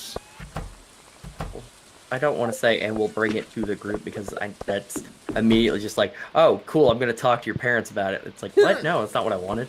But, like, we'll be able to say, hey, yo, we're gonna get some different material going forward. Yeah, like, every time I've tried to, like, bring it up with other friends and stuff like that, like, hey, this isn't funny, and I think it's outplayed or whatever. Like, it's just like, oh, yeah, you're a bottom and stuff like that. It's like, okay.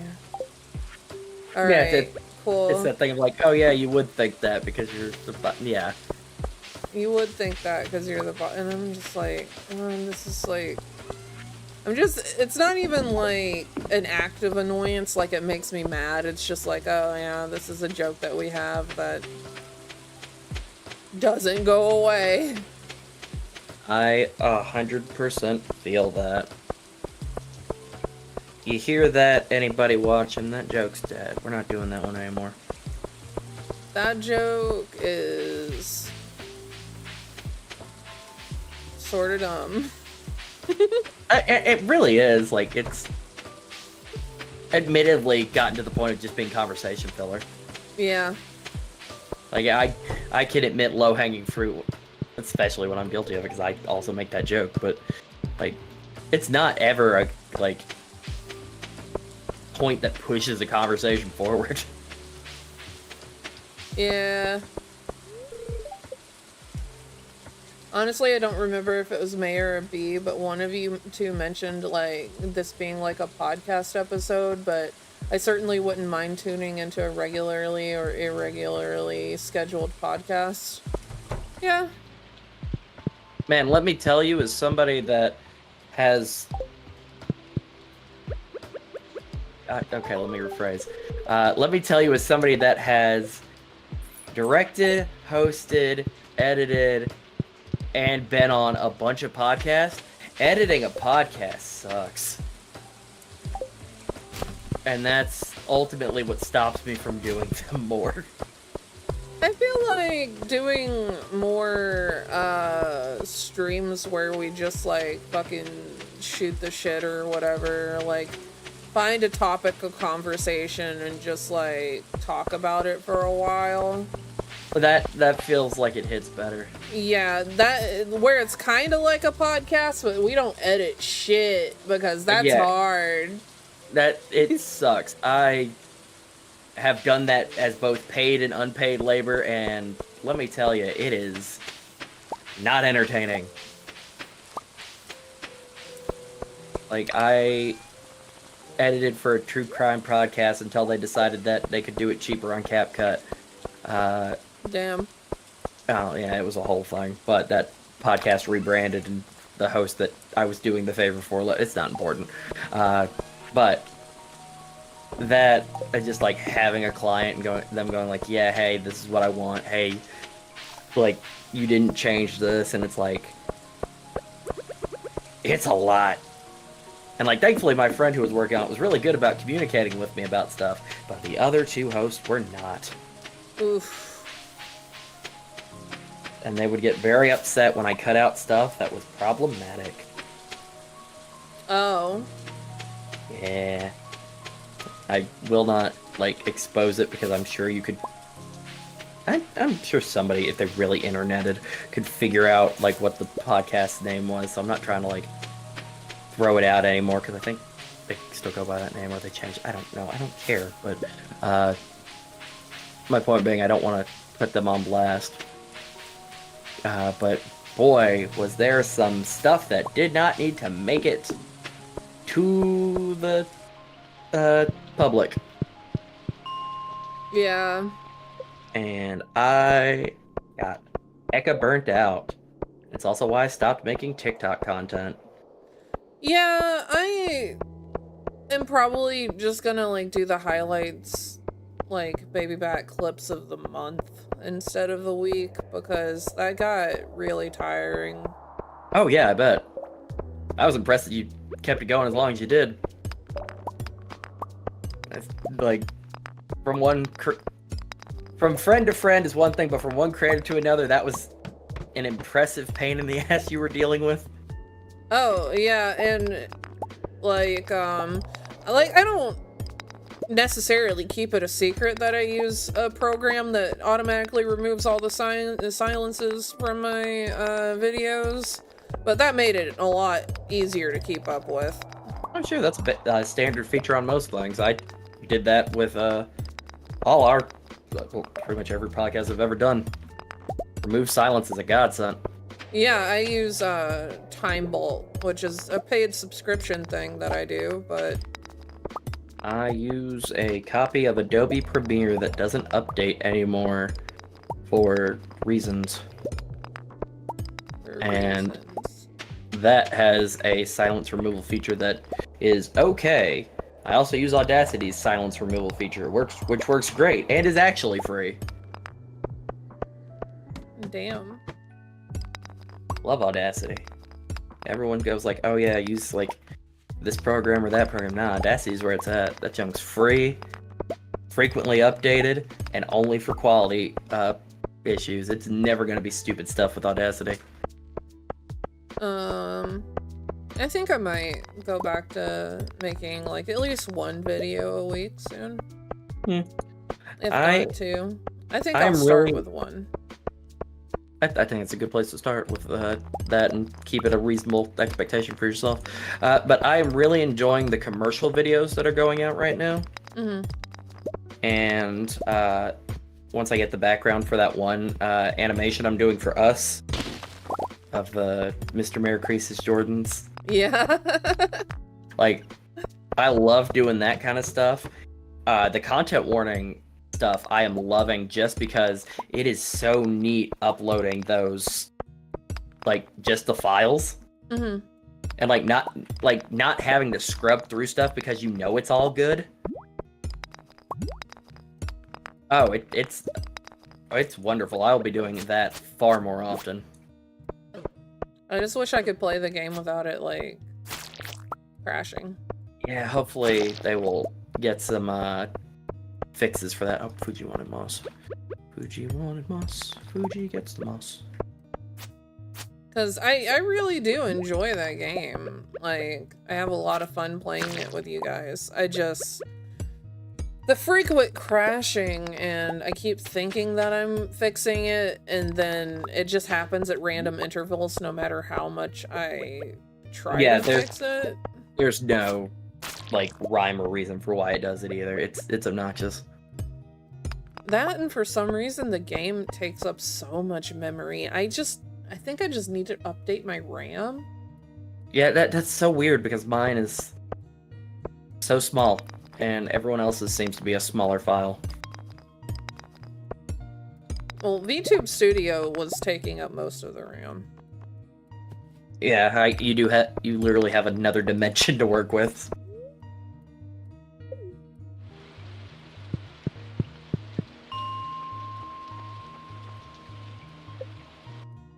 Doing an That's too insincere far out. joke moment. You know what's great about this late night conversation? Hmm. If I decide that I don't want to change and grow as a content creator and double down on the mayor being a jerk persona, no one watched this. Damn. Medi will hold you to it. Medi's gonna hold me to growth. Okay. Medi will Darn do it. it. Isn't that I right, can't- Medi? I can't grow as a person, or I have to grow as a person because Medi said so. Let's see. How much RAM do I have? Oh, What's up? I froze up real bad whenever I tried to look. It says I don't have ask. 32. I have 32 gigabytes. That's I think more than I got. So, yeah, Medi's watching you. Medi's watching. No, Medi's not watching me. She is super watching you Medi. through me. I was gonna say, Medi's got parasocial relationship because my chat's dead. Also, I did not realize Medi was a she. I, for some reason, think of all of the members of chat as male. That's typically what we default to. I think it's just what we've, like... Medi. Medi just popped up. But I think it's just because the people we have interacted with from your chat have all been male presenting. Oh yeah, like a majority of my audience is male for obvious reasons. Weirdly, most of my audience is female. For obvious reasons. They just Ooh. really love robots. Yeah. Women love robots. More women in STEM. Bitches love robots. Now, realistically, I think it's because I am a quote-unquote safe male. Where I present my stuff in a non-threatening way. And it's like... It's not academic, but it's like... mini video essays. Or like, looks at things from like...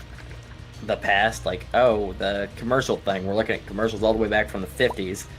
Like, yeah, there's jokes to it, but also, like,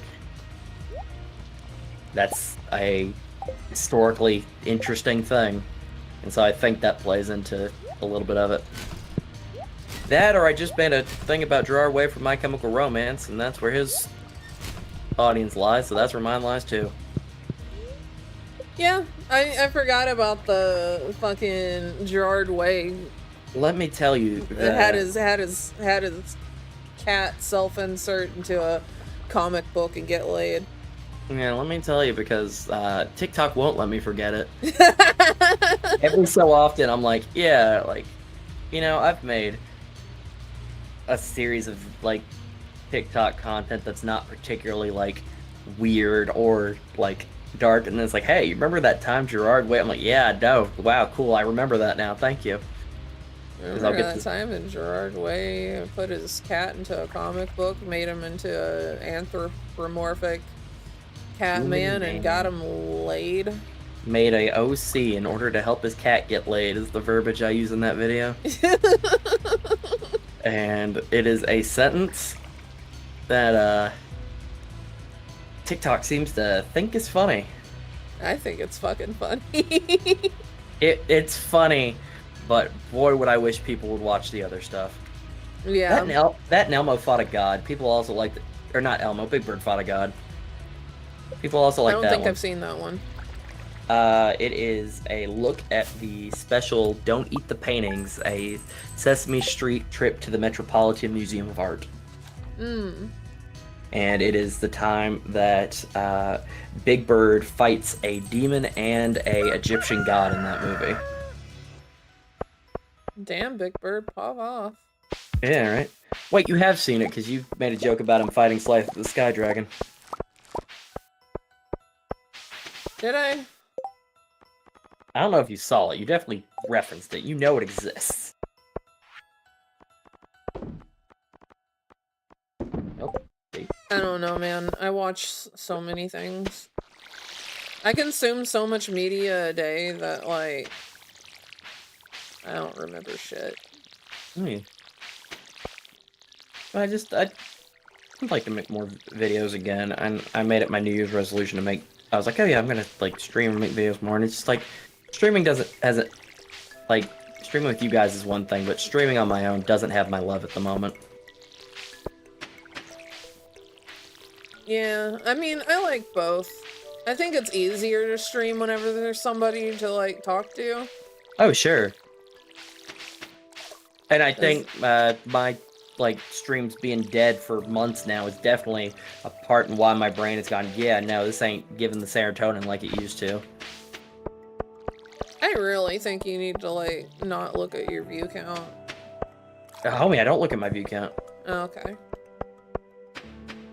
No, I don't look at my view count whatsoever. It's just, you know, there used to be people here and now there aren't. It's like I mean, that's just a fact of it, but I like making stuff, and as a content creator, if it goes out one day and people are reacting and then it doesn't the next, you do have to consider, yo, what changed? Mm-hmm. Is it that we 90% of the time streamed Fortnite for 6 months? Probably, but, you know. It's just not Yeah, where... that's the problem about getting into a niche or, like, sticking to, like, one certain category, like, with streaming, is that, as soon as you move on from that niche, like, people will leave. Yeah.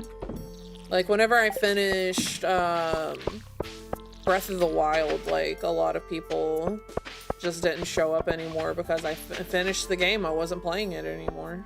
Yeah. And it's not like I'm going, oh, if I never get views on something, I'm not going to do it anymore. Like, shoot, outside of streaming, I have a webcomic that literally only Grady and I read. But I still love making it. And have, like, big story plans for it. You know, the commercial thing I'm doing, I enjoy doing it, and I am getting a reaction from it. The channel that runs those, Red Mountain Retro, he loves watching them, and I'm like, okay, cool, I got somebody who's actively enjoying it, then that does fuel me a little bit. And I think it's insincere to say that, hey, views don't in some way fuel what I want to make next, because, you know, the endorphins that come with that response, that positive reaction. Mm-hmm. And so, you know, I can say it's not all of it. Like, I'm doing things that I like doing, and not just things that will do well. Otherwise, I would be doing reaction content. But yeah, I kind of actually want to get back into doing, just like I watch a YouTube video and like we vibe together with chat.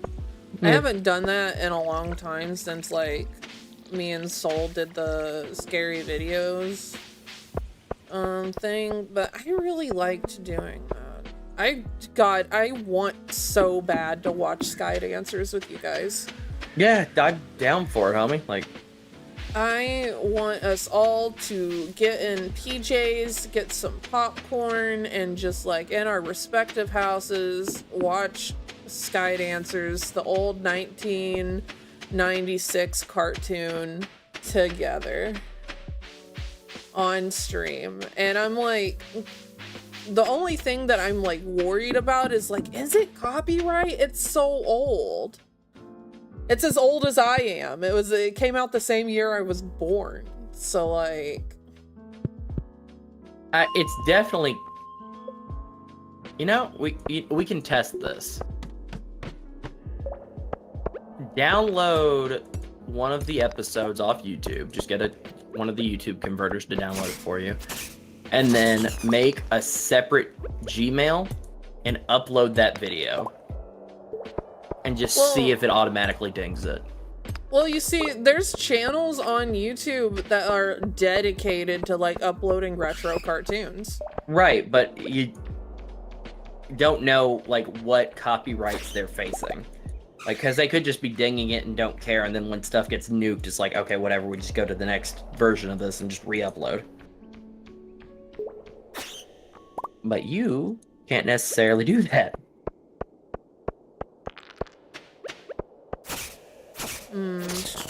I think we could probably do a test stream, and if that gets dinged, then well, I take it down.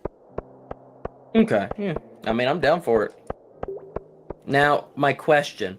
Do I have to be sincere and vulnerable when watching Sky Dancers, or am I allowed to make fun of the bad cartoon? God, you're allowed to make fun of the bad cartoon. I understand Okay, that it's bad. Cool.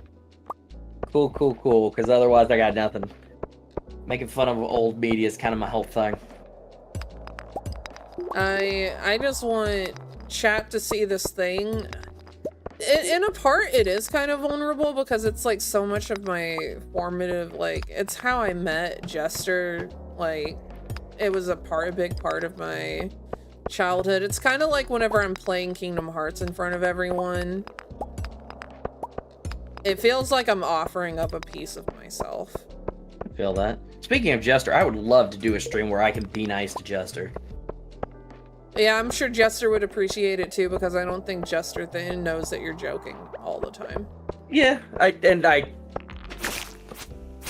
Jester and I have talked like one-on-one of like, okay, I'm reassuring that this is a bit, but boy would I like to just be nice to Jester like I am off camera.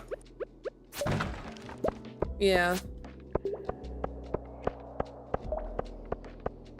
As golly gee, while Jester and I have very different energies when presenting stuff, Jester and I are buddies.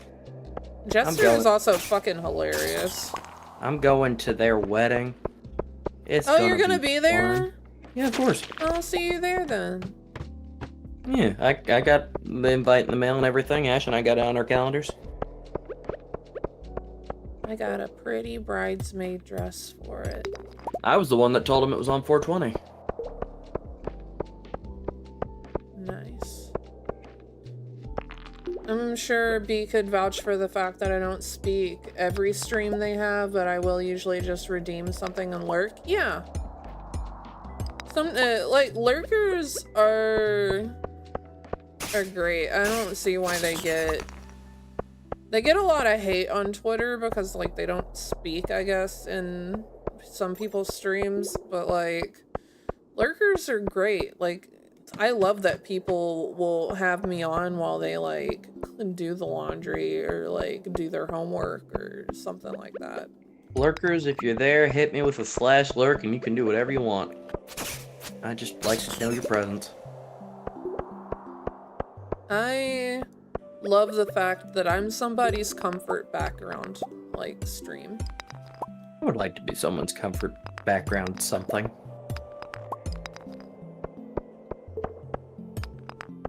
I guess I stream, like, partially for the same reason that I'm a therapist, and that is being someone's comfort. I stream because I like, one, to perform in a certain aspect. I like the steps and procedures that go along with performance. I like updating my stream and like updating quality and stuff. And two, I also like creating things, making things, videos.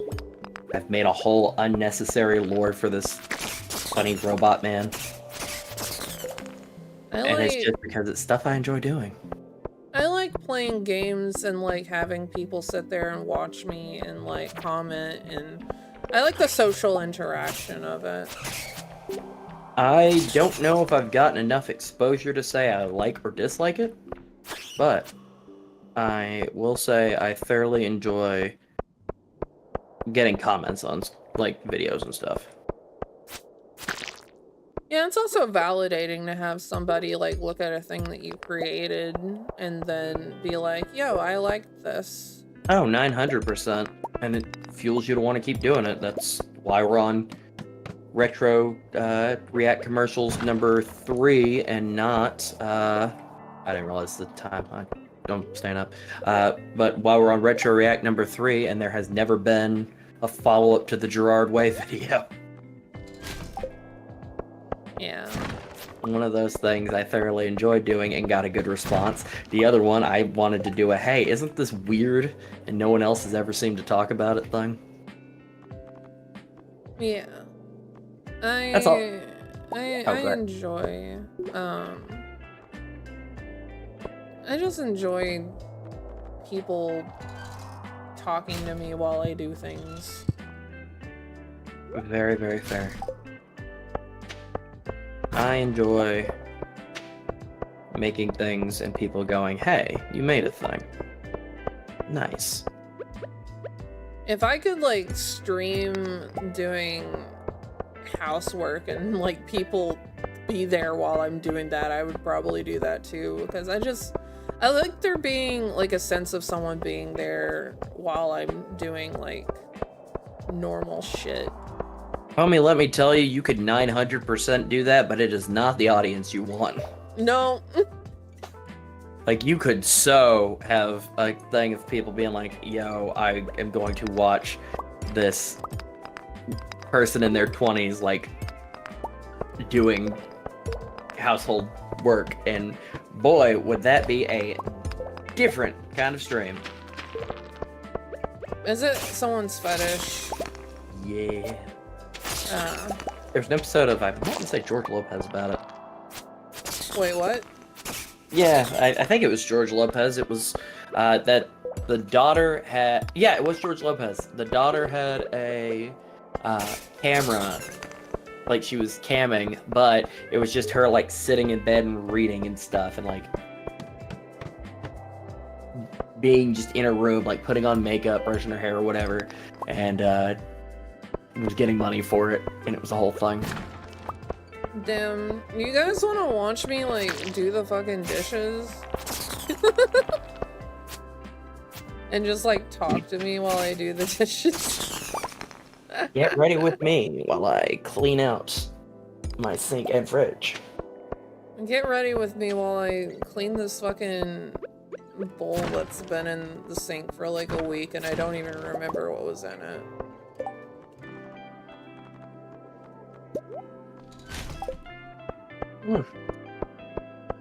Oh, did I tell you that Polaroid that guy gave us at the convention never developed? I figured it wasn't whenever Yeah. it was like a few hours in and like it was still blank. Yeah. I thought Ash was being very optimistic with Yeah, well, maybe it'll develop late. No, homie, that ain't developing. She said she had faith. We were sitting on the couch, I think it was yesterday, and I looked over to her and I was like, hey, how's that Polaroid working out? And she's like, I've given up hope. I've given up hope. Yeah, he like super took that photo outside in the middle of like a whole bunch of sunlight too. Yeah, on a Polaroid, and then handed it to us like,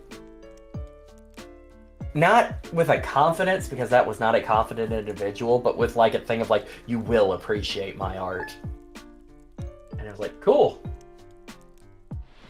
This is an overexposed Polaroid.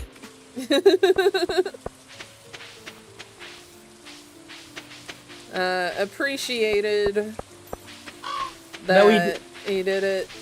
I He guess. did hit me with a, hey, were you just up there? Like, as I was actively dressed as Spider-Man, and he saw me step down from there. So, like, no, that was a I fun wasn't at all. one. No, I think this whole thing's weird, and I just am here to point and laugh at the other Spider-Man people. Oh, we got a purple egg. Oh, is Like- that what the blue one lays? No, I don't know. It's a purple egg, and the little star is flashing. Well, the egg's white, but it's a purple star. Oh, that's an iridium star egg. What does that mean? That means that it is the highest quality egg that we could possibly get.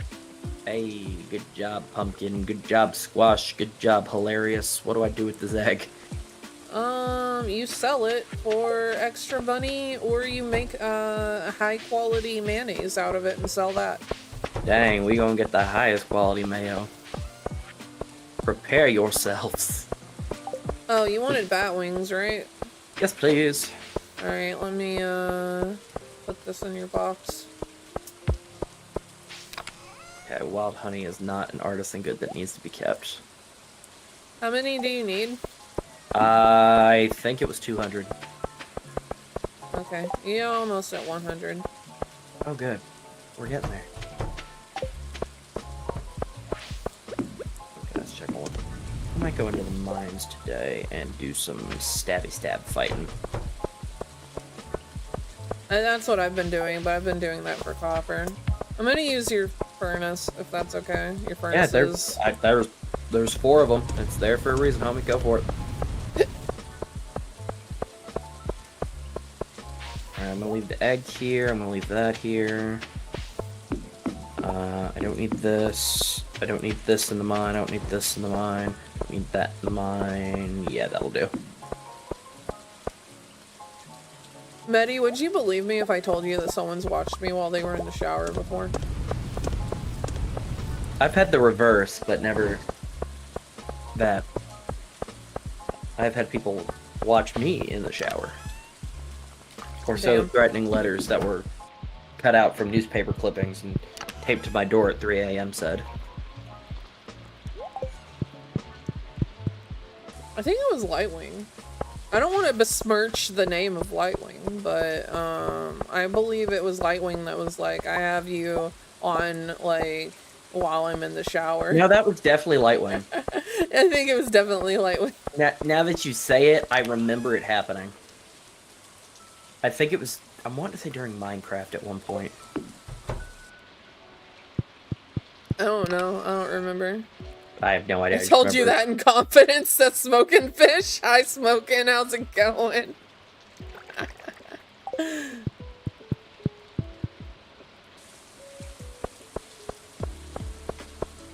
I don't think it was weird or anything. It was just like a unique circumstance. It's like saying, hey, I'm watching this while at work on an oil rig. It's like, oh, okay, cool. Yeah. It's like, oh, that's a thing people can do. Neat. Soul made the horrible decision to watch me while on speaker in her car while she was going through no. that bank drive-through. Oh, that's a bad idea, Soul. And I said something about sucking dick right as the window came down, so... That's a choice. You see, I am of the mind of I would like to be alone with my thoughts in the shower. I am of the mind of I don't have a waterproof case. Yeah, I also don't have a waterproof case.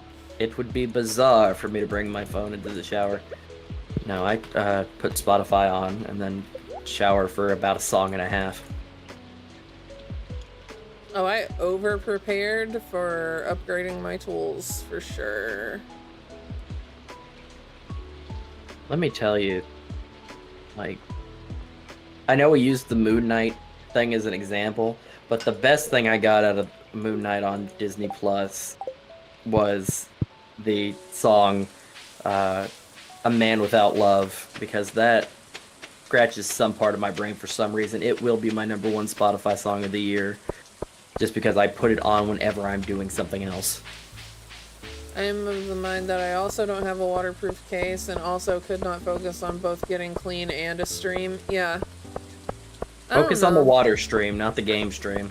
Yeah, I don't really like linger in the shower. I get the job done and then I'm out, you know? I am of the same mindset. I ain't trying to hang out in the shower. Yeah, I'm not trying to waste water. I don't know. I grew up in a household where we had like a little water heater and like you could maybe get hot water for 5 minutes before it started turning like ice cold. So like I'm used to taking the quickest fucking shower. I hate this shadow, dude. Die. what I'm saying.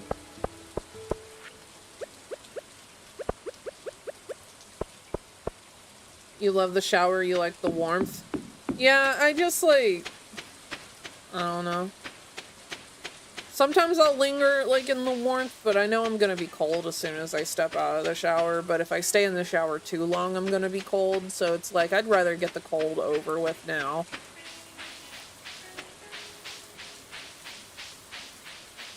B is ready to be hurt again. I want to be hurt as soon as possible. So to get it over with.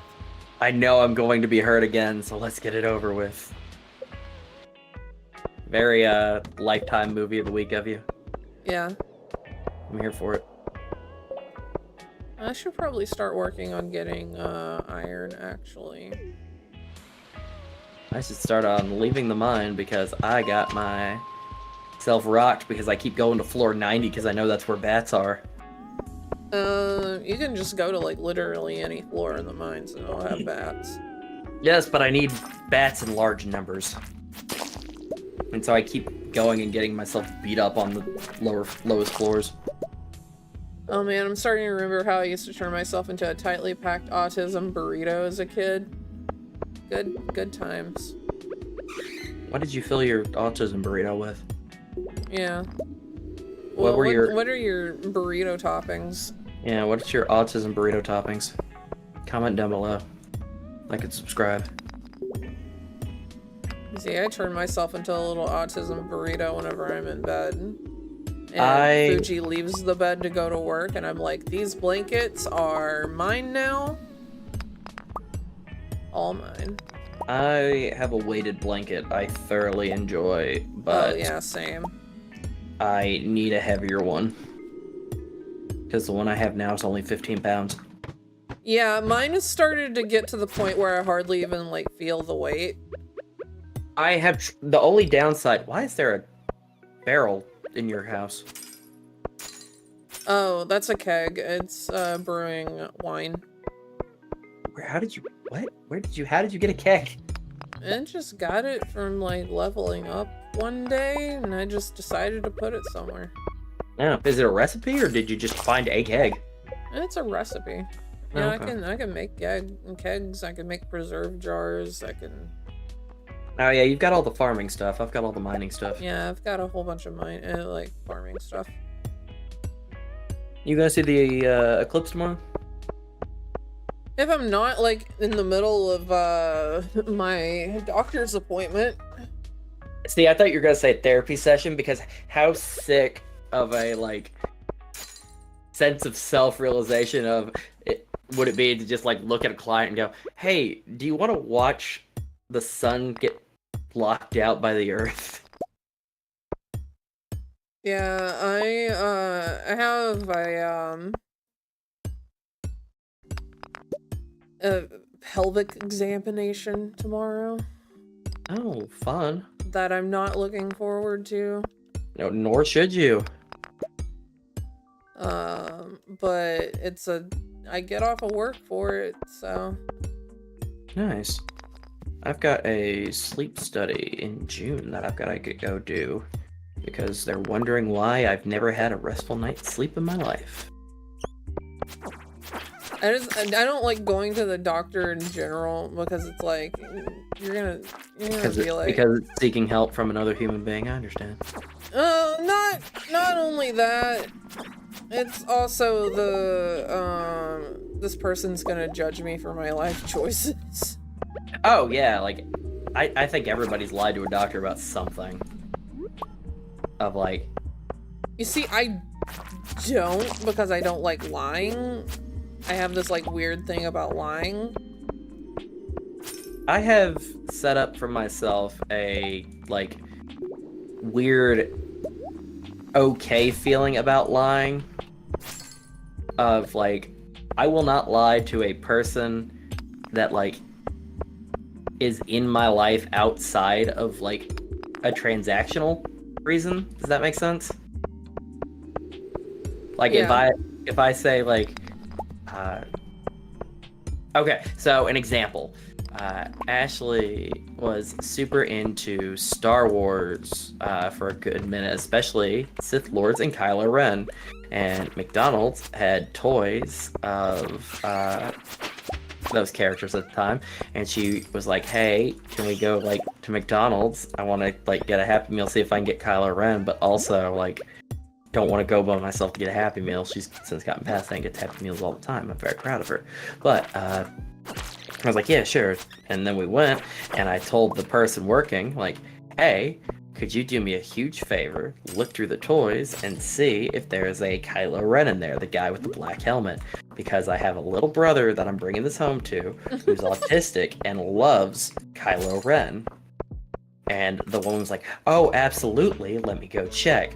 And she felt great about it. And I was like, cool, that is a better way to get what I am wanting here. And she ultimately feels better about the interaction because she's thinking she's helping a kid. And in my mind, that level is totally okay. When truly, you have a girlfriend at home who is autistic. She was in the car. Oh, I have a girlfriend in the car who is autistic and really loves Kylo Ren.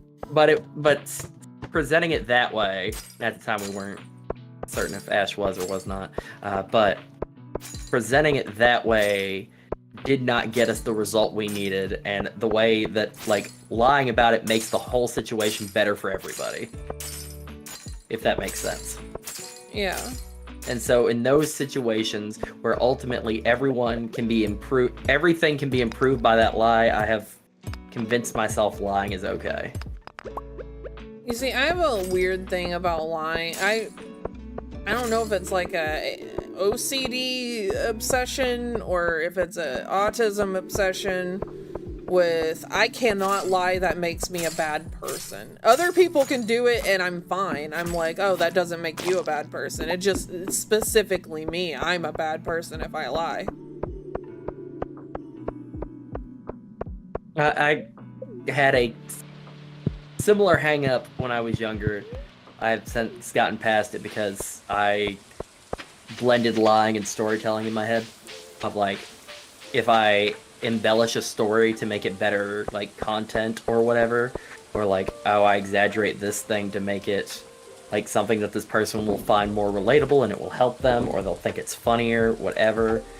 And I was like, yeah, that's totally fine. And then I was like, hey, wait a minute, I can just do that for situations that are actively happening.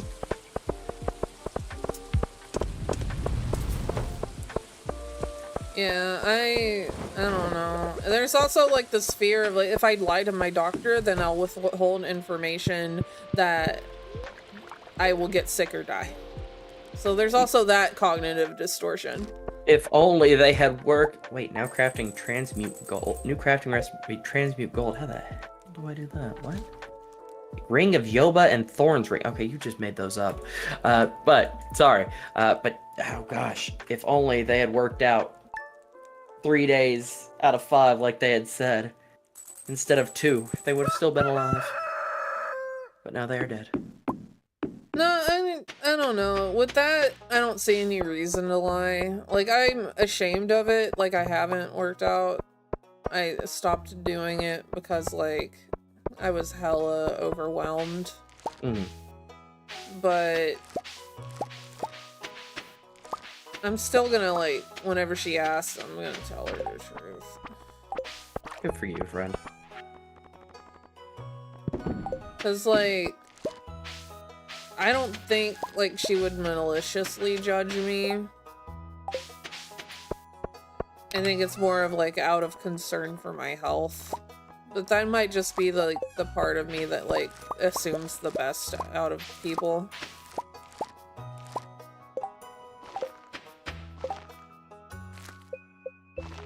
No, I think that's spot on. Sorry, I got really into planting these sunflowers all of a sudden.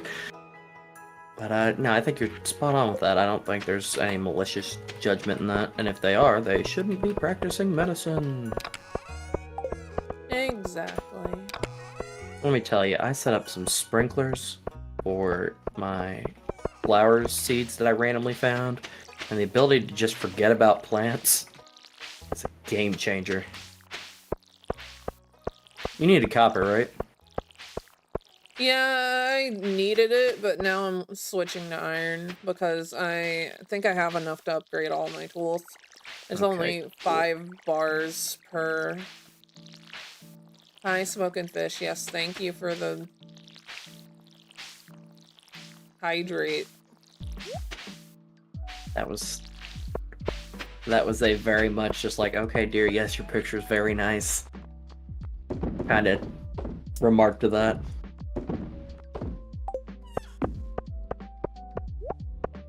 Well, it was also me trying not to say cum because I do have the water like looking suspicious.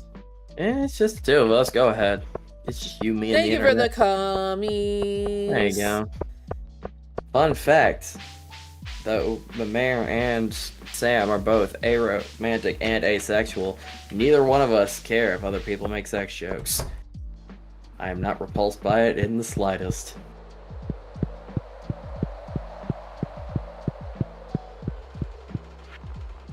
And that is a-okay. I just Oh, you I know- need an eggplant. Fun development.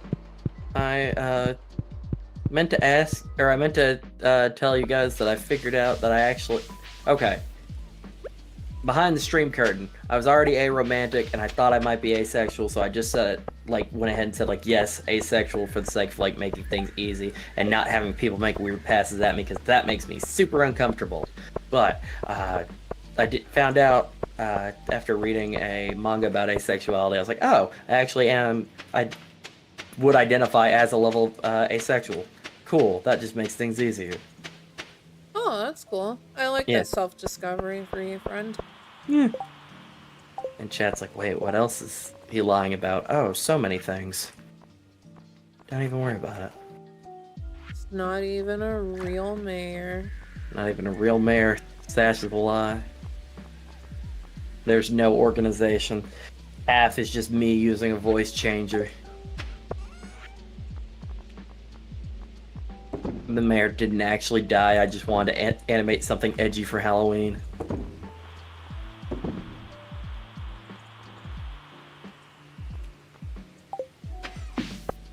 There, did I shatter any minds yet? Did anyone freak out? I bet he's not even a mayor. You would be correct. I just gave you all those other juicy pieces of information, and that's what you latch onto?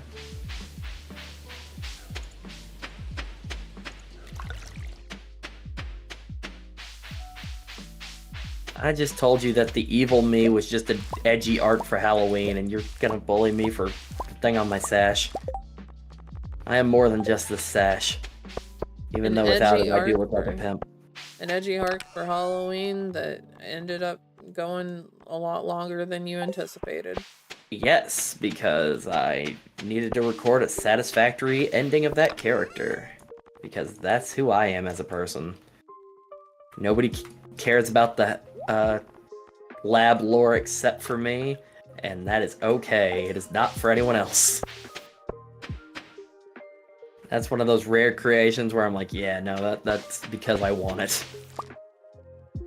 Hey, I thought it was cool. I appreciate it. I put a lot of work into that. Yeah, it showed. That, like, for some reason, when I do, like, spooky stuff or, like, creepy stuff, I don't particularly care if it gets out. But at the same time, like, you know, I like it to be received. But, like, I did a bunch of backyard baseball, and no one was watching that until your husband realized it was a horror series. But, like, that's straight up for no one. That is just because I thought it would be fun. I mean, I haven't watched it because I typically, whenever I watch YouTube videos, don't really, like, watch them, if that makes sense. I listen to them in the background as if it's a podcast. If it helps, you could straight up watch it in, like... Because, again, it's a children's baseball game, so you could just, like, listen to it up until I react to something weird happening. I mean, I could probably have it on my third monitor.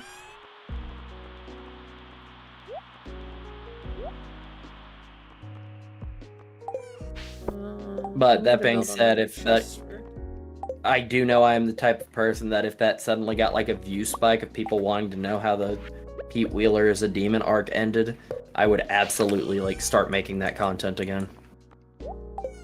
Because that fuels the happy part of my brain. Yeah, I've done games that I didn't particularly vibe with longer than I could stand because of people wanting to see more, so I get it. I mean, it's not that I don't love the backyard baseball game. It's great. It's just doing the edits took so long because I was literally like redrawing like assets and like reshooting entire games to like put in 2-second clips. Like it's a whole thing. It's like a whole altered reality story, and like there's one timeline and then there's another, and so I would have to like play every level, like every 9-inning game twice in order to get the stuff to edit in, and then also have the like championship that or the season that my file is going through advance. Like it was a handful. Fun series, but boy was it a lot to deal with. Yeah, but it made you happy, so it felt like less work, I assume. Yeah, up until I started doing practical effects for it. After that, I was just like, yo, this is just a lot.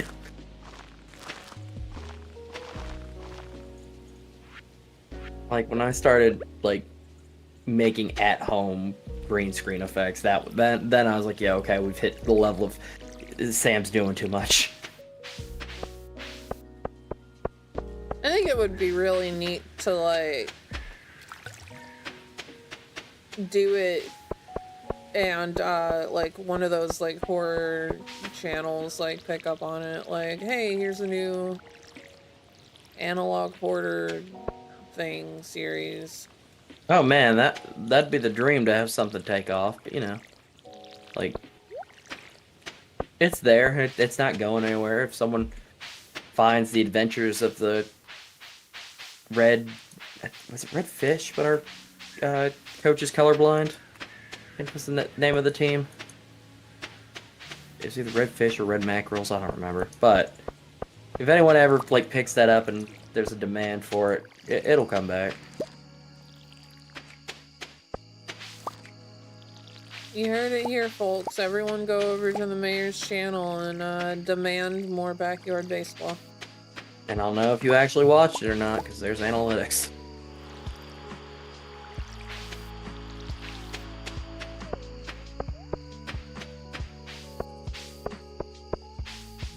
Yeah, I think it's also telling of how eclectic my stuff is because I've never had something take off. You know? Not like the Gerard Way video, at least. Yeah, and I mean, that one I did follow-ups, just like, that wasn't me defining myself as a smoking fish routine. Hydrate, okie dokie, I'm out of water, sorry. Like, I was still doing theory, well, not even theory, I don't know what to call them, like,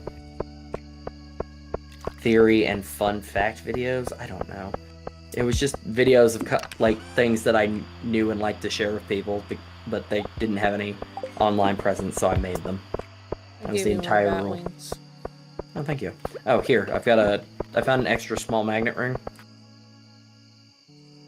Drag stuff to you. Oh, I probably will just put it in my dresser because, You can straight up sell it, homie. I have 3 of them, and I was like, I don't need 3 of them. That is not a Sam thought of a friend gift. That was, I found this trash in the dungeon. Do you want it? Oh, the answer is no? That is fine. Speaking of dungeon, I really need to watch Dungeon Meshi, or Delicious in Dungeon. Jonathan swears by it. And a lot of people do. It looks very wholesome. I know Prosy D is in it, which makes me want to watch it.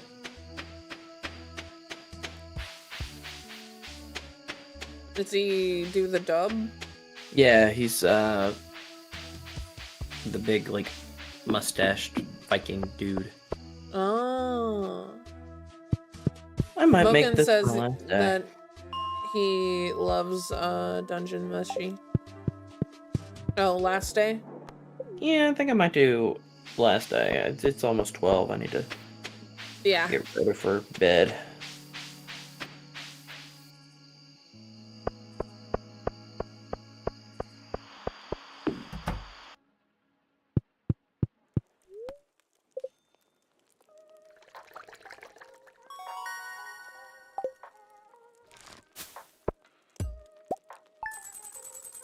All right, man. We got introspective. We got retrospective. We done all sorts of spectives, B. Yee. We're proud of ourselves. Yeah, I think I am. Me too. Next to Teetle.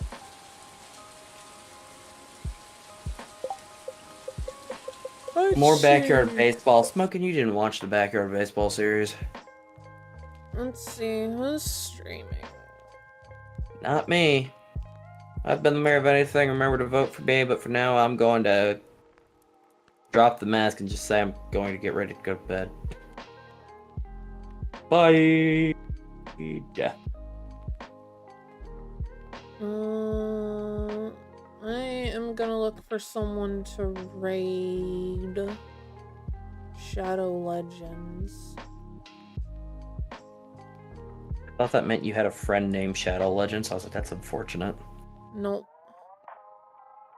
That's Oh, just kidding. Zomkid's streaming. Zomkid hasn't streamed in a hot minute. Everybody go watch Zomkid. Yeah, everybody go watch Zomkid. I'm gonna go to bed too. I don't have to get up early in the morning because I have a doctor's appointment at 2 p.m. So that means I get to sleep in. So Nice. I start my days at 7. yeah. Alright. Bye bye. Fortnite night, everybody. Fortnite night, everybody.